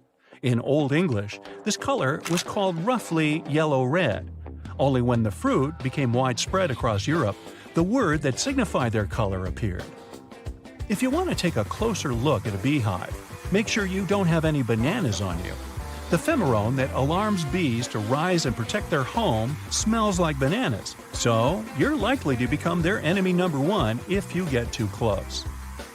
Milk was once proved as a material for plastic. It was biodegradable and non-soluble in water and virtually didn't burn. But it was later outperformed by oil-based plastic because the milk-based variety couldn't be molded and became brittle over time. Also, the oil-based kind was a lot cheaper in production. Pound cake got its name for the mass of its ingredients.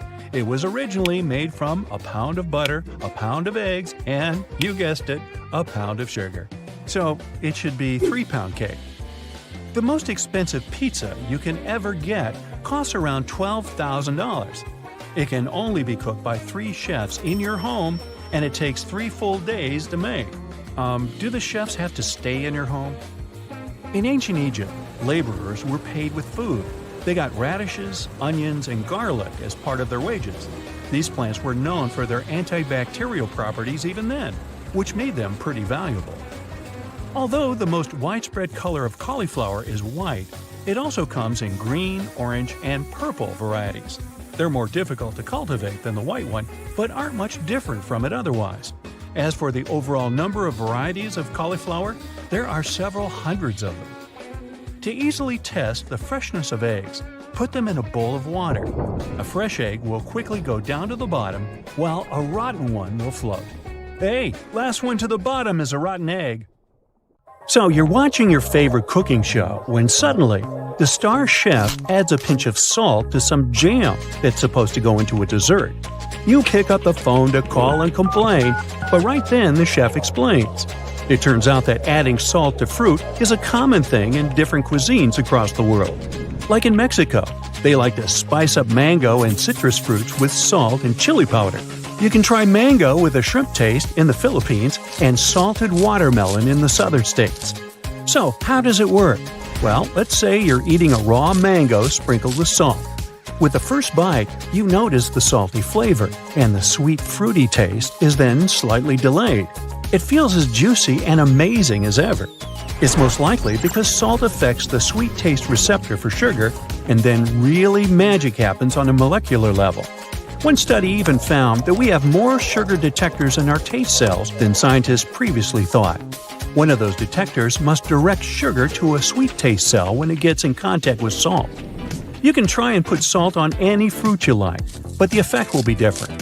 Salt can make sweeter fruits like cherries and strawberries even sweeter and balance the flavor of grapefruit, pineapple, and watermelon. Just take a ripe fruit and slice it the regular way and sprinkle the pieces with salt. Large, flaked sea salt might taste more intense, plus it looks more beautiful. After 10 minutes, your gourmet dessert will be ready. So, you need to chop up a heap of iceberg lettuce, but that tough core in the middle doesn't want to leave. Just hold the lettuce head in both hands with the core end down and slam it against a cutting board or some other solid surface, not your brother. Now you should be able to pull the core right out of the bottom and slice the rest of the lettuce without a problem. The next time you take butter out of the fridge and struggle to spread it because, it's hard as a rock, reach for your grater. With its help, you'll easily flake off tiny pieces of butter that will melt instantly on a warm toast. You can also spread them much easier on cold bread without putting your sandwich in the microwave or waiting for a while to soften the butter. Professional bakers approve of this tip and have been using it for a long time. When you're frying something, you first heat the pan and then put the food on it, right? Well, this logic won't work if you want to make your bacon crispy. On a hot pan, the meat will cook before the fat can melt out of it. Your bacon will be too fatty and rubbery. So you gotta lay the strips on a cold pan and then turn on medium-low heat. The fat will render out of the meat, and the final result will be super yummy and crispy. Have you ever tried boiling pasta in a frying pan? I know it sounds a bit weird, but it can actually help you save a lot of time, water, and energy. Instead of filling a huge pot with water and waiting for it to boil, put your pasta in a frying pan and cover it with cold water and add some salt to it. Your pasta will be cooking while the water is getting to the boiling point, so it'll be ready much faster than normal. And the water that's left in the pan will make an excellent base for a sauce because it's filled with starch. Mix it with pesto, tomato sauce, and garlic butter. It tastes like it's straight out of a gourmet restaurant. Now, the secret to cooking the most delicious and fluffy mashed potatoes is to dry them before you mash them. After boiling, you can either put them in a pot and leave them over low heat on the stovetop, or keep them in a baking sheet in a low oven. Then add melted butter that will coat the starch in the potatoes, and only then slowly add milk. Now your mashed potatoes will have the best possible structure and flavor. If you've shed enough tears over onions when trying to slice them, this one is a must-try for you. Peel the onions, cut them in half, and leave them in a fridge in a bowl of iced water for half an hour before you start cooking. The reason behind your tears is the sulfur that onions take from the soil while growing up. When you damage its cells, the acids contact the enzymes that start a whole bunch of reactions and release a chemical that makes your eyes water. Freezing the onion can weaken that chemical. To minimize it even more, only use a sharp knife to slice onions. This way, you'll do less damage to its cells. It's much easier to peel an avocado if you freeze it first. Just put it in the fridge as it is, give it some time, and then take it out and hold it under warm running water. Now you can peel it easily after you make a couple of crisscross incisions. The best way to keep herbs fresh and juicy is to store them like flowers. If you don't have the right size vase or vase, take a mason jar or a water glass and fill it with an inch of water. Now put the herbs inside as you would do to your roses. For parsley and cilantro, cover the jar with a plastic bag and store the bouquet in the fridge. Basil loves sunlight, so you better leave it uncovered on the counter. If you've made too much sauce or have some leftovers in a can that doesn't seem to be enough for anything, you can save it from the trash can. Pour the sauce into an ice cube tray and keep it in the freezer. Now, if you need to spice up a meal, you can always add a couple of sauce cubes to it. Plus, as a bonus, which is redundant, the sauce will last longer this way than it would in the fridge. Do your meatballs always turn out to be perfectly the same shape and size? Then skip this one. But if you're like me, just use an ice cream scoop to get the right amount of your minced meat mix. Try saying that 5 times. The balls will be the ideal shape and your fingers won't get sticky. The easiest and probably the most beautiful way to slice a mango is to turn it into a hedgehog. Wash the mango under running water. Don't squeeze it while doing it. Now put it straight up on a cutting board and cut it into 3 pieces from the top downwards. Just leave that flat pit in the middle piece. There isn't much you can do with it anyway. Now your mango will have 2 cute cheeks. I mean, its fattest parts. Next, make crosswise and lengthwise cut in the mango cheeks. Leave some even distance between the incisions and don't go all the way through the skin. Now press on the back side of the mango until the flesh pokes out. Does it look like something to you? Yep, a hedgehog. Hence the name of this slicing method. The final step will be to slice off the mango cubes into a bowl. Then eat. Now this one has all the potential to become your new breakfast favorite. You can cook an omelet in a mug.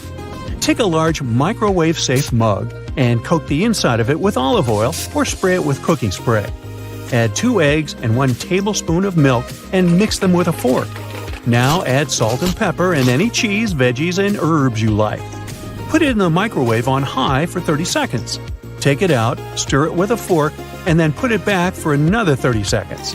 And voila! Your breakfast is served. Oh, be sure to use another mug for your coffee. Otherwise, you get eggs in your coffee, and nobody has a recipe for that. Now, with selfies taking over the social media world, phone companies had to adapt to the way people hold their phones and use their cameras. Apparently, most users tilt their heads slightly to the right when taking selfies.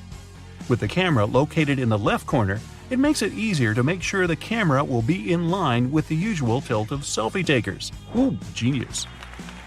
This allows for a more natural look, making the image look better to leave you feeling great. Cameras on the back of most phones are on the left side as well. Sorry, left-handers, this was designed for the more common right-hander. Mount Everest might be getting all the attention, but Mauna Kea in Hawaii is technically the tallest mountain in the world. Measuring over 33,000 feet from base to summit, the only thing holding Mauna Kea back from the title is that it's mostly underwater. Australia is wider than the Moon. The Moon has a diameter of over 2,100 miles, while Australia's diameter from coast to coast is almost 2,500 miles. While it may be wider, the Moon wins with the land area, over 15 million square miles. Whew, that's huge. And all that cheese. Antididophobia is the fear that at any point, somewhere in the world, a duck or goose may be watching you. The person isn't necessarily afraid that the duck or goose will get too close to them or even touch them. They just don't like the feeling of being watched.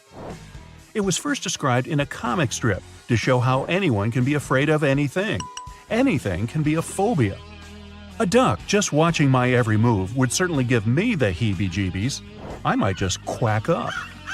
Crows are pretty good at recognizing people's faces and have even been found to remember people for a long time.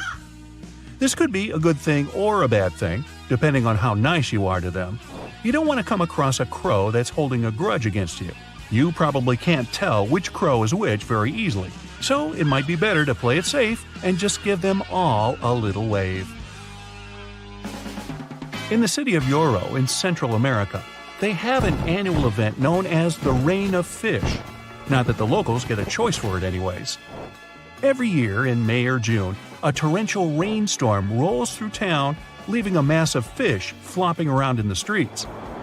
The phenomenon is believed to be caused by waterspouts or water tornadoes, which drop the fish far from home. Seafood delivery for free? Yes, please. A photon, the most basic part of light, takes thousands, maybe millions of years to travel from the sun's core to its surface.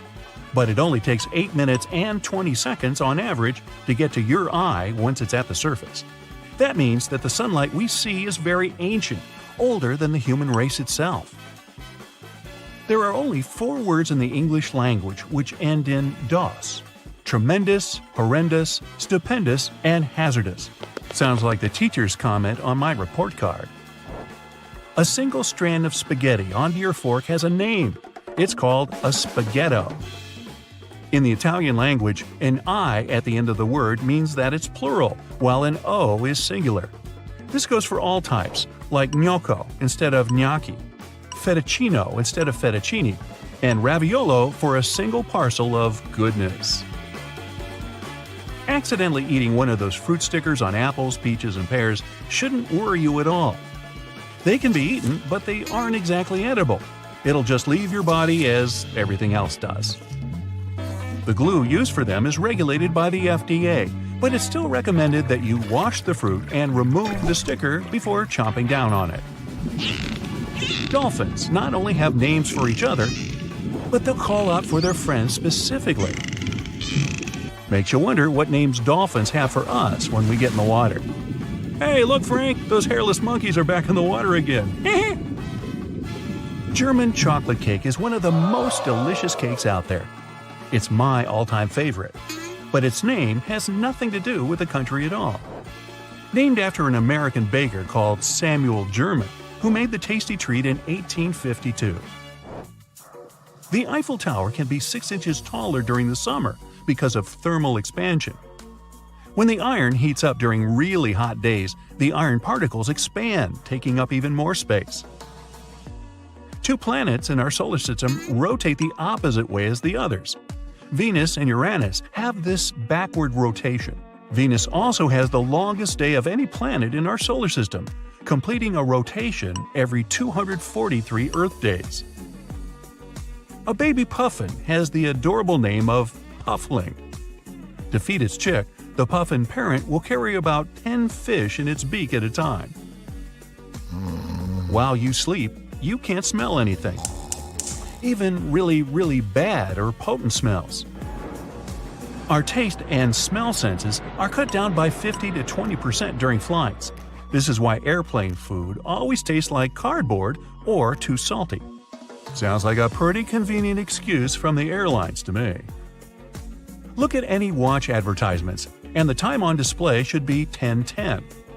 This is because of the positive effect it has. It looks like a smile, and usually the brand name of the watch is directly below the 12. Stewardesses is the longest word that is typed with only the left side of the keyboard. The word itself isn't used much anymore. Most people say flight attendant instead. Those dum-dums who call out, "Hey, you!" are normally invited to exit the aircraft mid-flight. The longest English word is a crazy 189,819 letters long. I won't spell it out here, but it's the full name for the large protein nicknamed Titan. To say this out loud would take over 3 hours. So grab a snack and settle back, because we're going to be here for a while. Nah, I wouldn't do that to you. Eunoia, at 6 letters long, is the shortest word in the English language that contains all 5 main vowels. Eunoia means beautiful thinking or well mind. It's rarely used these days in the medical field. And if you add 2 of them, you'd then have a para-eunoia. Nah, not really. Glass balls can bounce higher than rubber ones. When a rubber ball hits a surface, it deforms before returning to its original shape. And a lot of energy is lost in this process. A glass ball doesn't compress at all, keeping a lot of its energy for the bounce back up. Here's a flash. Kangaroos can't walk backward. Their long feet and heavy tail make walking impossible, forward or backward. They can move side to side with incredible agility, but jumping back is impossible because of that large muscular tail. So let's go to the hop. The loneliest creature on Earth is a whale that's been calling for a mate for a long time. Researchers identified the whale's abnormally high call decades ago, and is believed to have never received a response. The unknown whale is called lonely because it communicates at a frequency not used by any other whale in the Pacific Ocean. How sad. Meanwhile, the lyrebird can mimic almost any sound it hears, including chainsaws. The Australian species not only copy other birds, but other animals too, like koalas and dogs. In captivity, they'll also copy artificial sounds, such as car alarms, trucks, and chainsaws. The Northern Hemisphere holds roughly 90% of the world's population, No wonder the streets are so crowded up here. The cougar goes by more names than any other animal. The cougar has been given over 80 names. The puma, mountain lion, panther, and catamount are all the same thing. Just don't confuse them with bobcats, lynxes, jaguars, or leopards. They don't appreciate that. Most people can't lick their own elbow. The length of your arm combined with the flexibility of your joints makes this impossible for many. Your elbow is just far enough down on your arm that you can't reach it. Go ahead, try it. I'll wait. Okay, time's up. Octopuses and squids have beaks like birds. The beak is made of the same material that our fingernails are made of, keratin. They can also fit through anything that their beak can, making them the ultimate escape artist. Not you, Houdini. There are over 31 million seconds in a year. We recently discovered this tiny chameleon in Madagascar. At less than an inch long, it's the size of a seed and could fit easily on the tip of your finger. It's nicknamed the nano lizard and shows how many tiny creatures could be hiding out undiscovered, away from the eyes of scientists and researchers. 11 plus 2 equals 13, of course, and 12 plus 1 equals 13. The 13 letters that make up these phrases equal each other in more ways than one. They are actually anagrams of each other. Wow. Anagrams, homonyms, and antidophobia. That's a mouthful, but not as sweet as my German chocolate cake. Hey, I'll take seconds. You ever wondered why potato chips have those yummy, crunchy waves? Imagine you're with friends watching a film and you're eating chips. Would you prefer to dip non-ruffled chips or a ruffled one? Non-ruffled ones cannot handle the weight of the sauce and break down. Bam! You have sauce all over your white t-shirt. So, ruffled chips win. Ruffled chips also give you a better mouthfeel. Potato chips have a prominent oil taste, which decreases the potato taste. And you might have fingers oil covered. Where's the fun in that? So, what do you prefer, Ridges or regular potato chips? Barcodes made our lives so much easier. But do you know how they work? Zebra lines are the keys here. Barcodes are read using a scanner. The scanner has a laser that detects the pattern. The laser reads the barcode. The barcode absorbs some light and the rest is reflected. The computer can make sense of those dots, lines, and numbers on a barcode. Imagine black and white lines as zeros and ones. Black observes the light and white reflects it. This rule applies here. Black parts of the ones and white parts that reflect the lights are zeros. The scanner sees the white sections, not the black parts. Post-its are our friendly reminders to visit the dentist or a scheduled meeting. Be sure to hang them on the wall firmly. We've been using Post-it notes wrong this whole time. You're not supposed to peel it off from the bottom because this creates a crease in the paper. The note won't hold on to the surface for long. Take it off from the side. It'll stick more powerfully. Cloud-like and sweet. The one and only cotton candy. It's irresistible, especially for young people. Too much sugar is bad for the teeth. Everyone's heard this phrase from their dentist. Surprise, the inventor of cotton candy is a dentist. So, cotton candy was invented in 1895 by John C. Wharton, a candy maker, and William Morrison, a dentist. They named their product Fairy Floss. It's a cool name, by the way. They sold thousands of cotton candy at the St. Louis World's Fair in 1904. Cotton candy is still with us, showing up in amusement parks, and dentists still care for people with tooth decay. Some things never change. Do you love a lollipop? Why are there tiny holes in it? Those two holes in a lollipop stick may be used as a simple whistle. But they're there to hold the candy in place. The stick is dipped in the liquid syrup. It flows into the holes, solidifies, and surrounds the stick. A life-changing invention is a refrigerator, but not everybody knows it has a dark story behind its door. The Refrigerator Safety Act was launched in August 1956 to prevent young people from being trapped inside a household refrigerator. The refrigerators used to have an external latch that would shut the refrigerator door when it was not in use. It can only be opened from the outside. You can relax. After this regulation, household refrigerators were manufactured to be opened from the inside. Moving on from the kitchen to the bathroom. Using the toilet while scrolling down the Instagram feed is taken for granted. Guess what? More people in the world have phones than toilets.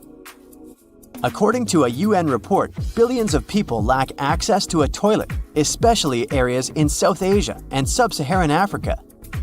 The number of mobile phone owners outnumber those with proper plumbing and sanitized toilets. Also, scientists have found that cell phones carry 10 times more bacteria than most toilet seats. So yeah, you might want to sanitize your phone after watching this video.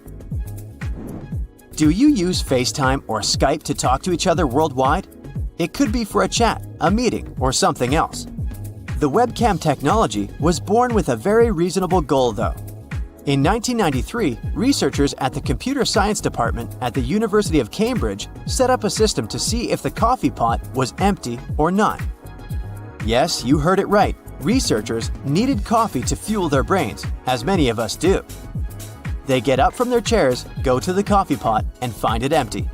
Instead of making sure that someone makes a fresh coffee, they wired up a system. The system would stream the images of the room where the coffee pot was kept. At that time, it was 3 pictures taken per minute. It's more than enough to see if the pot has coffee in it or not. Thanks to the researchers for not getting up from their chairs. And for another tiny thing, coming up with this brilliant idea. Do you buy white eggs or brown eggs? What's the difference besides the color?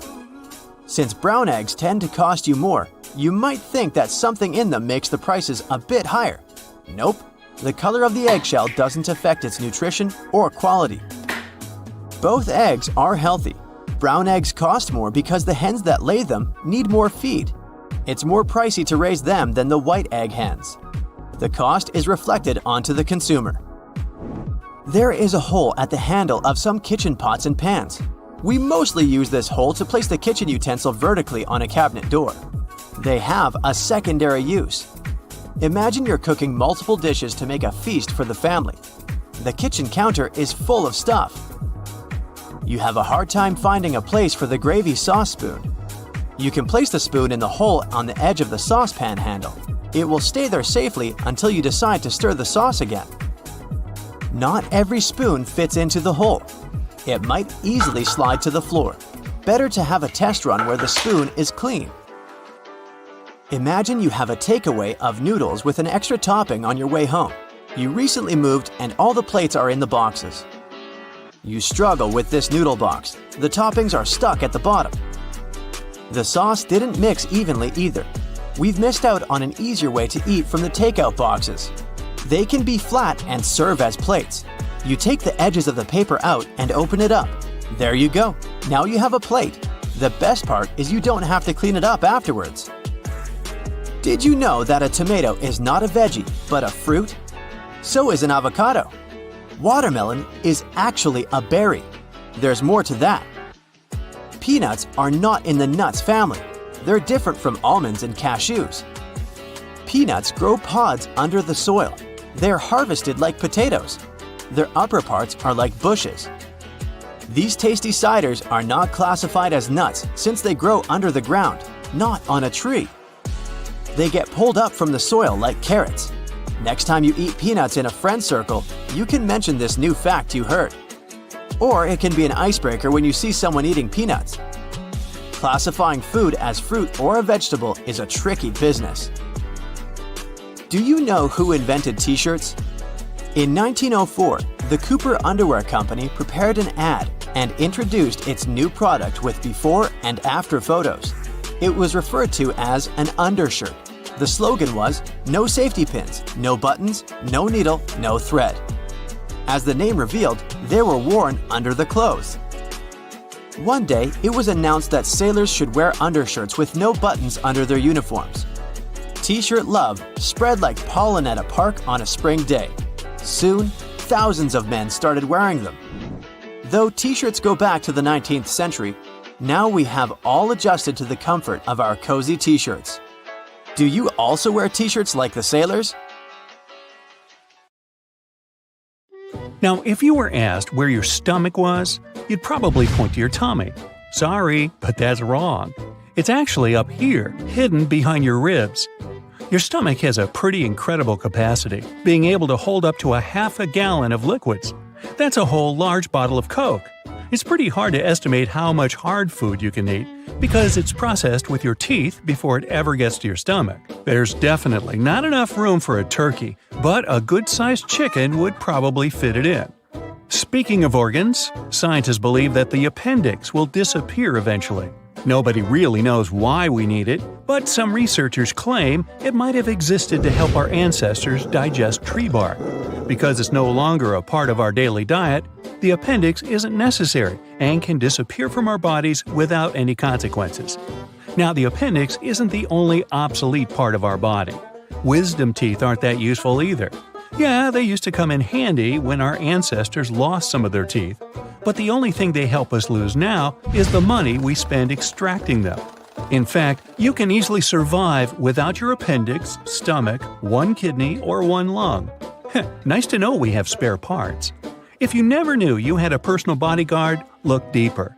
Your liver is your security guard, protecting you from toxins and many other things you don't want to have. It's also pretty indestructible and can even regenerate.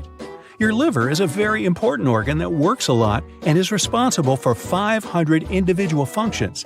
Up to 10% of it is made of fat. The liver can grow back. Yep, even if you only have half of your liver left, it can still regenerate to its original size. Now, on average, the heart is as big as your fist. It beats 115,000 times and pumps around 2,000 gallons of blood each day. The right lung is bigger than the left one because your body needs to make some room for the heart. You inhale a lot of different types of debris, including 7,000 of your very own skin flakes, and that's only in a day. The stomach is the most important defender of the immune system. Hydrochloric acid in our stomach kills dangerous food toxins, viruses, and bacteria that get in there with the food you eat. This acid can digest even the stomach itself, but the mucous membrane protects it. You can burn calories when you take a hot bath, as many as you would if you took a half-hour walk.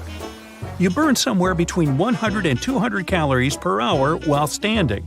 Sitting burns 60 to 130, depending on your height, weight, gender, and age. Now, your own body makes mosquito bites swell and itch. A mosquito breaks your skin.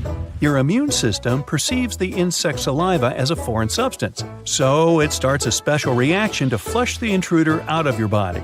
A compound produced by the immune system, called histamine, makes the blood flow faster around the bitten area, and it causes swelling. The histamine also sends a signal to the nearest nerves, which makes the bite itch. Meanwhile, the food on the plane is likely to taste different than on the ground. That's because you lose up to 30% of your taste bud sensitivity due to the dryness and pressure in the cabin. It's especially true about salty and sweet foods. Now, you wouldn't be able to taste food without saliva. Your taste buds have chemoreceptors that recognize different flavors, but they need some liquid for those flavors to bind into their molecules. Also, you can't taste things saliva doesn't dissolve.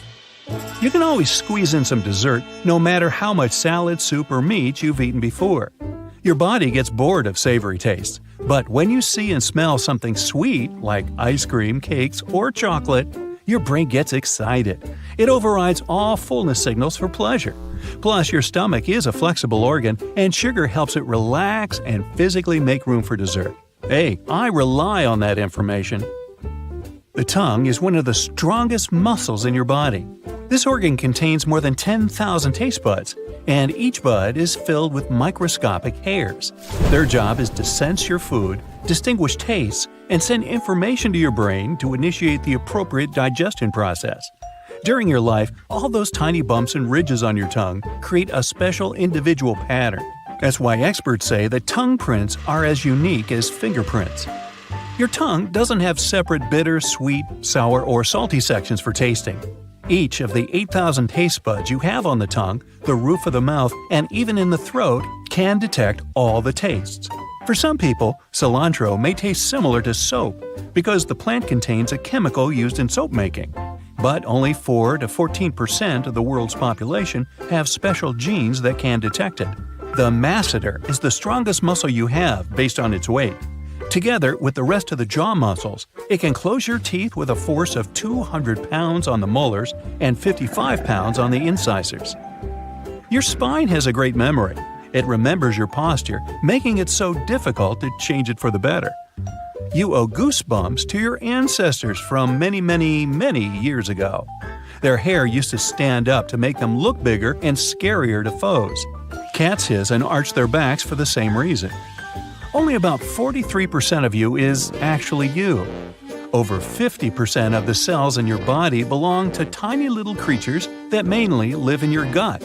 Still, even though your own cells are fewer than the microbial ones, there are, on average, about 100 trillion of them in you.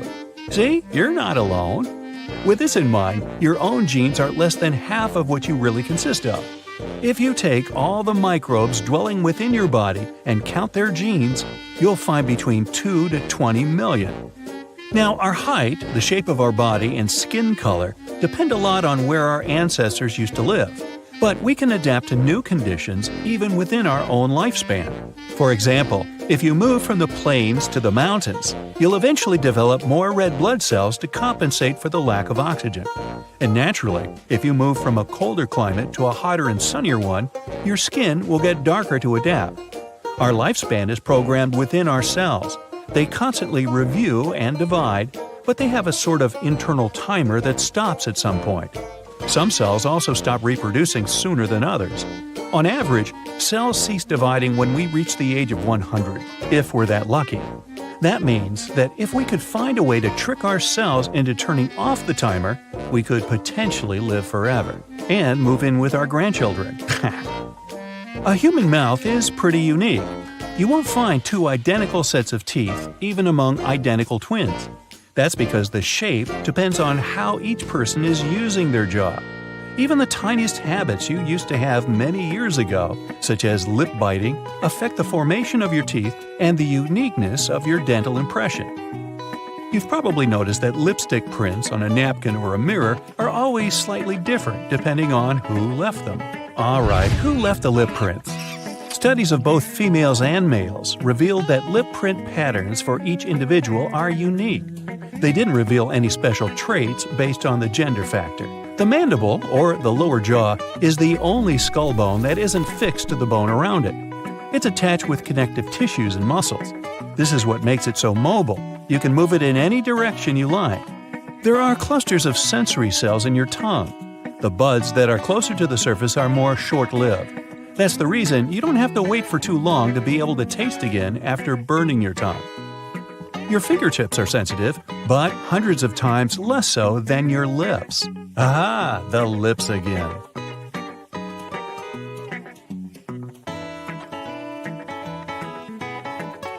How can spiders survive when they lose a leg? When they're in a dangerous situation and try to run away, they can lose legs and regrow them only a couple months later. They'll survive without any problem because most of the time, their legs come off at break points. Those are joints that contain muscles and constrict, which helps spiders minimize blood loss. If they lose a leg at the part that comes before the break point, the spider still sheds it, but it will lose more blood. It will be harder for the animal to recover in this case. Speaking of spiders, have you noticed how they sometimes stay extremely still for a long time? They're motionless while waiting for potential prey to land in their web. When moving around, they waste energy and drive unnecessary attention to themselves. Either a hungry bird praying for a quick snack will see it, or a spider will remain hungry because flies will be less likely to come near their web. When spinning a web, they waste a lot of energy. Even after the web is finished, a spider may have to wait for days or weeks to catch something.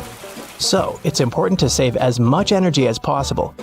Hunting spiders are way more active, but the majority of them are nocturnal predators. They spend their days relaxing, tucked away under a rock or in a nest.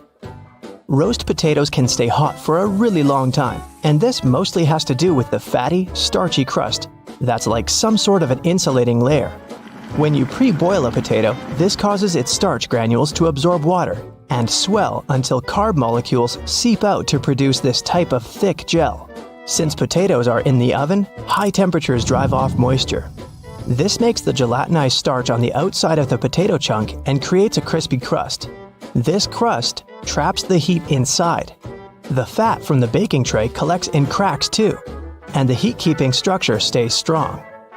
Birds don't get electrocuted while perching on power lines because it's not voltages that will harm them, but voltage differences, and electricity wouldn't flow without them.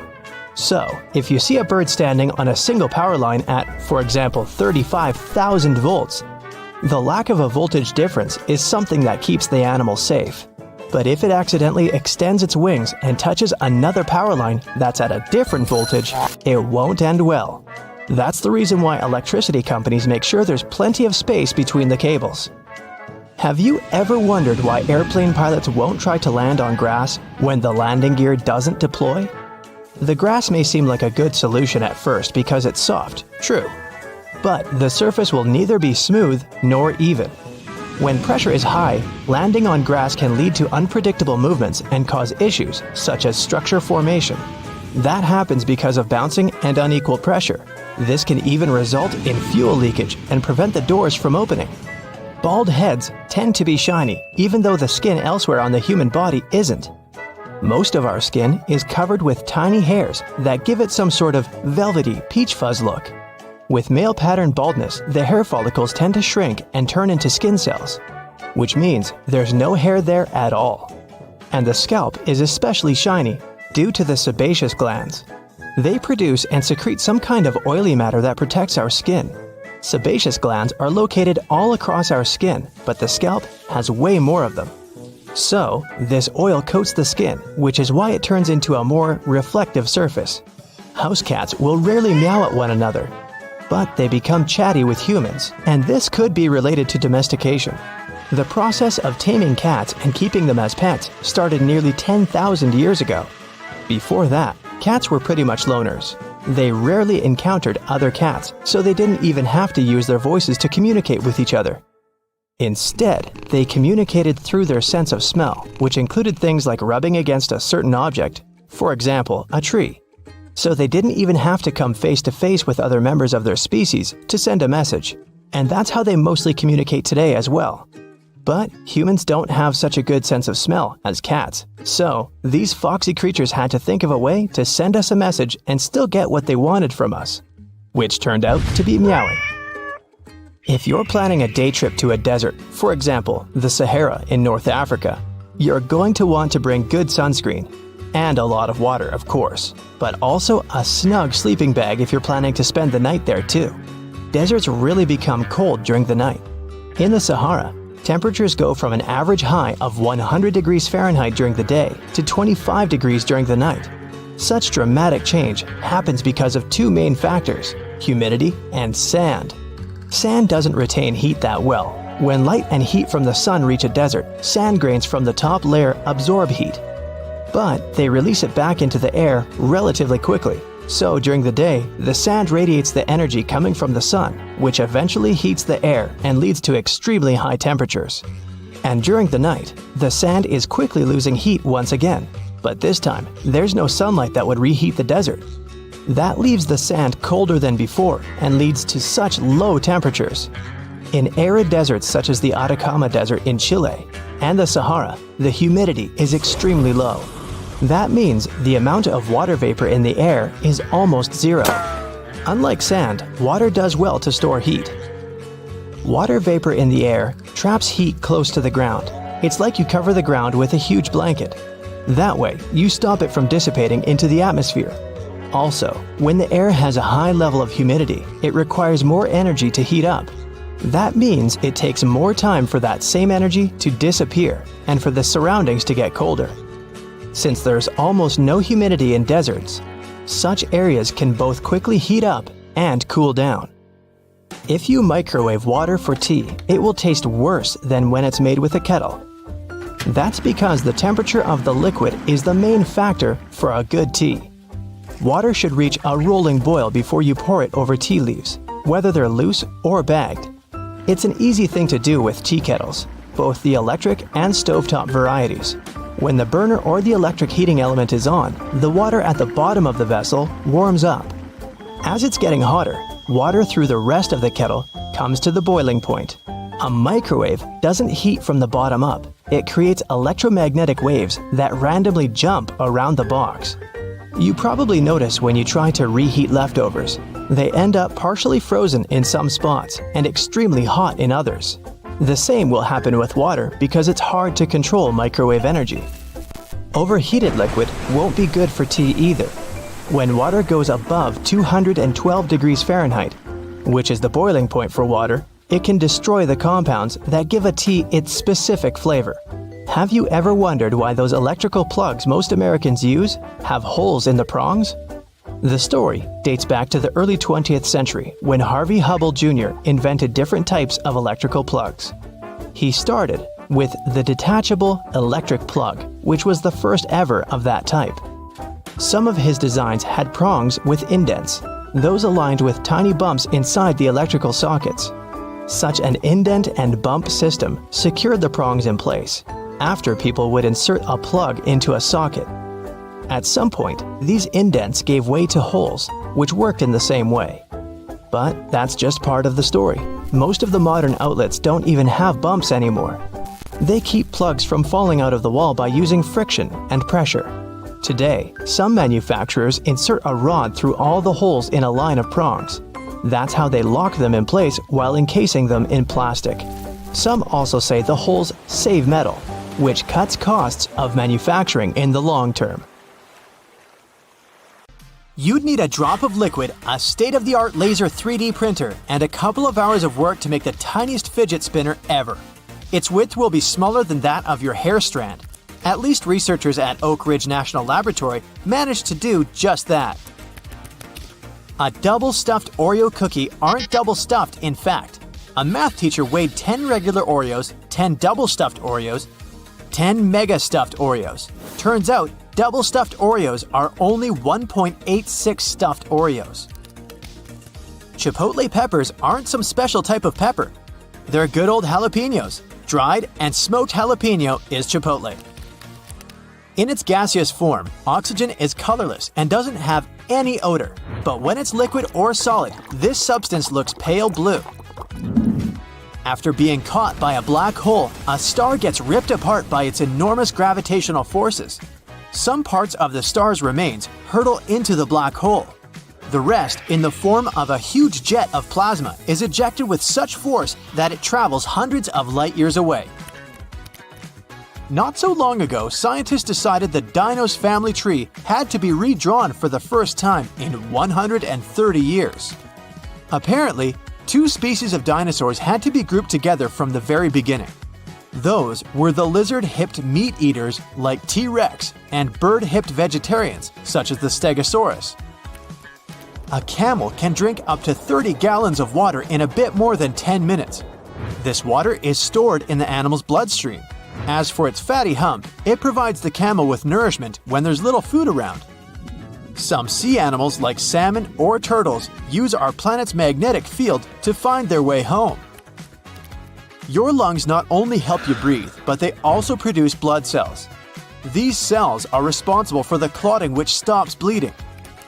The lungs make more than 10 million of these tiny cells per hour. Only two letters never appear on the periodic table. Those are J and Q.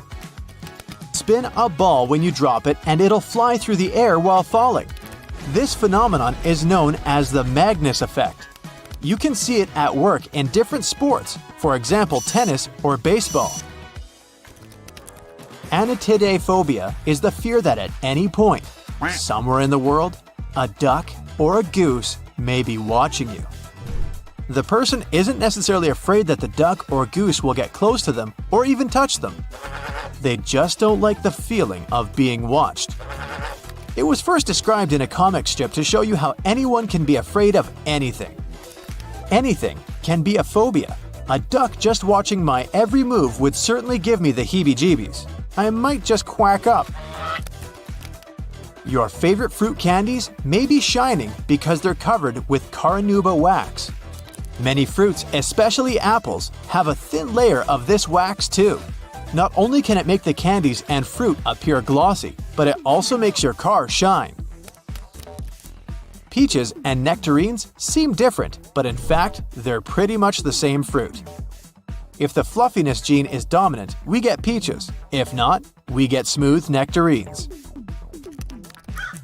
Crows are pretty good at recognizing people's faces and have been found to remember people for a long time. This could be a good or a bad thing depending on how nice you are to them. You don't want to come across a crow that's holding a grudge against you. You probably can't tell which crow is which very easily, so it might be better to play it safe and just give them a little wave. In the city of Yoro in Central America, they have an annual event known as the Rain of Fish. Not that the locals get a choice for it anyways. Every year in May or June, a torrential rainstorm rolls through the town, leaving a mass of fish flopping around in the streets. The phenomenon is believed to be caused by waterspouts or water tornadoes, which drop the fish far from their home. Seafood delivery for free? Yes, please. A single strand of spaghetti onto your fork has a name. It's called a spaghetto. In the Italian language, an I at the end of a word means that it's plural, while an O is singular. This goes for all types, like gnocco instead of gnocchi, fettuccino instead of fettuccini, and raviolo for a single parcel of goodness. Water can freeze and boil at the same time. This is called the triple point. That's when a substance can be solid, liquid, and gaseous at the same time. But there's only one pressure temperature that can make it possible. We're used to ranch dressing being white, but in reality, producers usually add titanium dioxide to make it as white as your sunscreen. Oh, sunscreen producers add some titanium dioxide to their products too. Same with Caesar and blue cheese dressings. Our moon used to have an atmosphere. Several volcanic eruptions happened on Earth's natural satellite around 4 billion years ago. They released immense volumes of gas, trillions of tons. It was so much that the gas didn't have enough time to escape into space. That's how an atmosphere was formed. Cold water heats up faster than hot. The speed of this process depends on the temperature difference between the liquid and its surroundings. That's why cold water needs less time to absorb heat, but it doesn't mean it'll boil faster than hot water. Zealandia is a drowned continent in the Pacific Ocean. It's often described as a continental fragment or a microcontinent. Its area is almost 2 million square miles, about half as big as the US. It went underwater about 23 million years ago. New Zealand is Zealandia's largest part that remains above sea level. People are still evolving. Scientists have been tracking several millions of human anomalies. It turns out some harmful genes are slowly but surely getting filtered out of human DNA. Stars look as if they're twinkling because of the turbulence in Earth's atmosphere. It makes the light from the stars move in a different direction before reaching our eyes, and this looks as if the light is shaking. It takes water 1,000 years to complete its continuous journey around the world. The whole process is known as the global ocean conveyor belt. Bismuth is a brittle, shiny white metal with a pink tinge. If you melt it and then let it cool really slowly, it'll form iridescent cubic crystals. Those Skittles and M&M candies are colored with beetles. Red food dye is made of carmine, which is made with cochineal beetles. Red lipsticks are made with these beetles too. The rocks, metals, and other minerals and things that make up the planet are packed into the ground more tightly in certain places than in others. This has surprising consequences. Gravity varies slightly depending on where you are.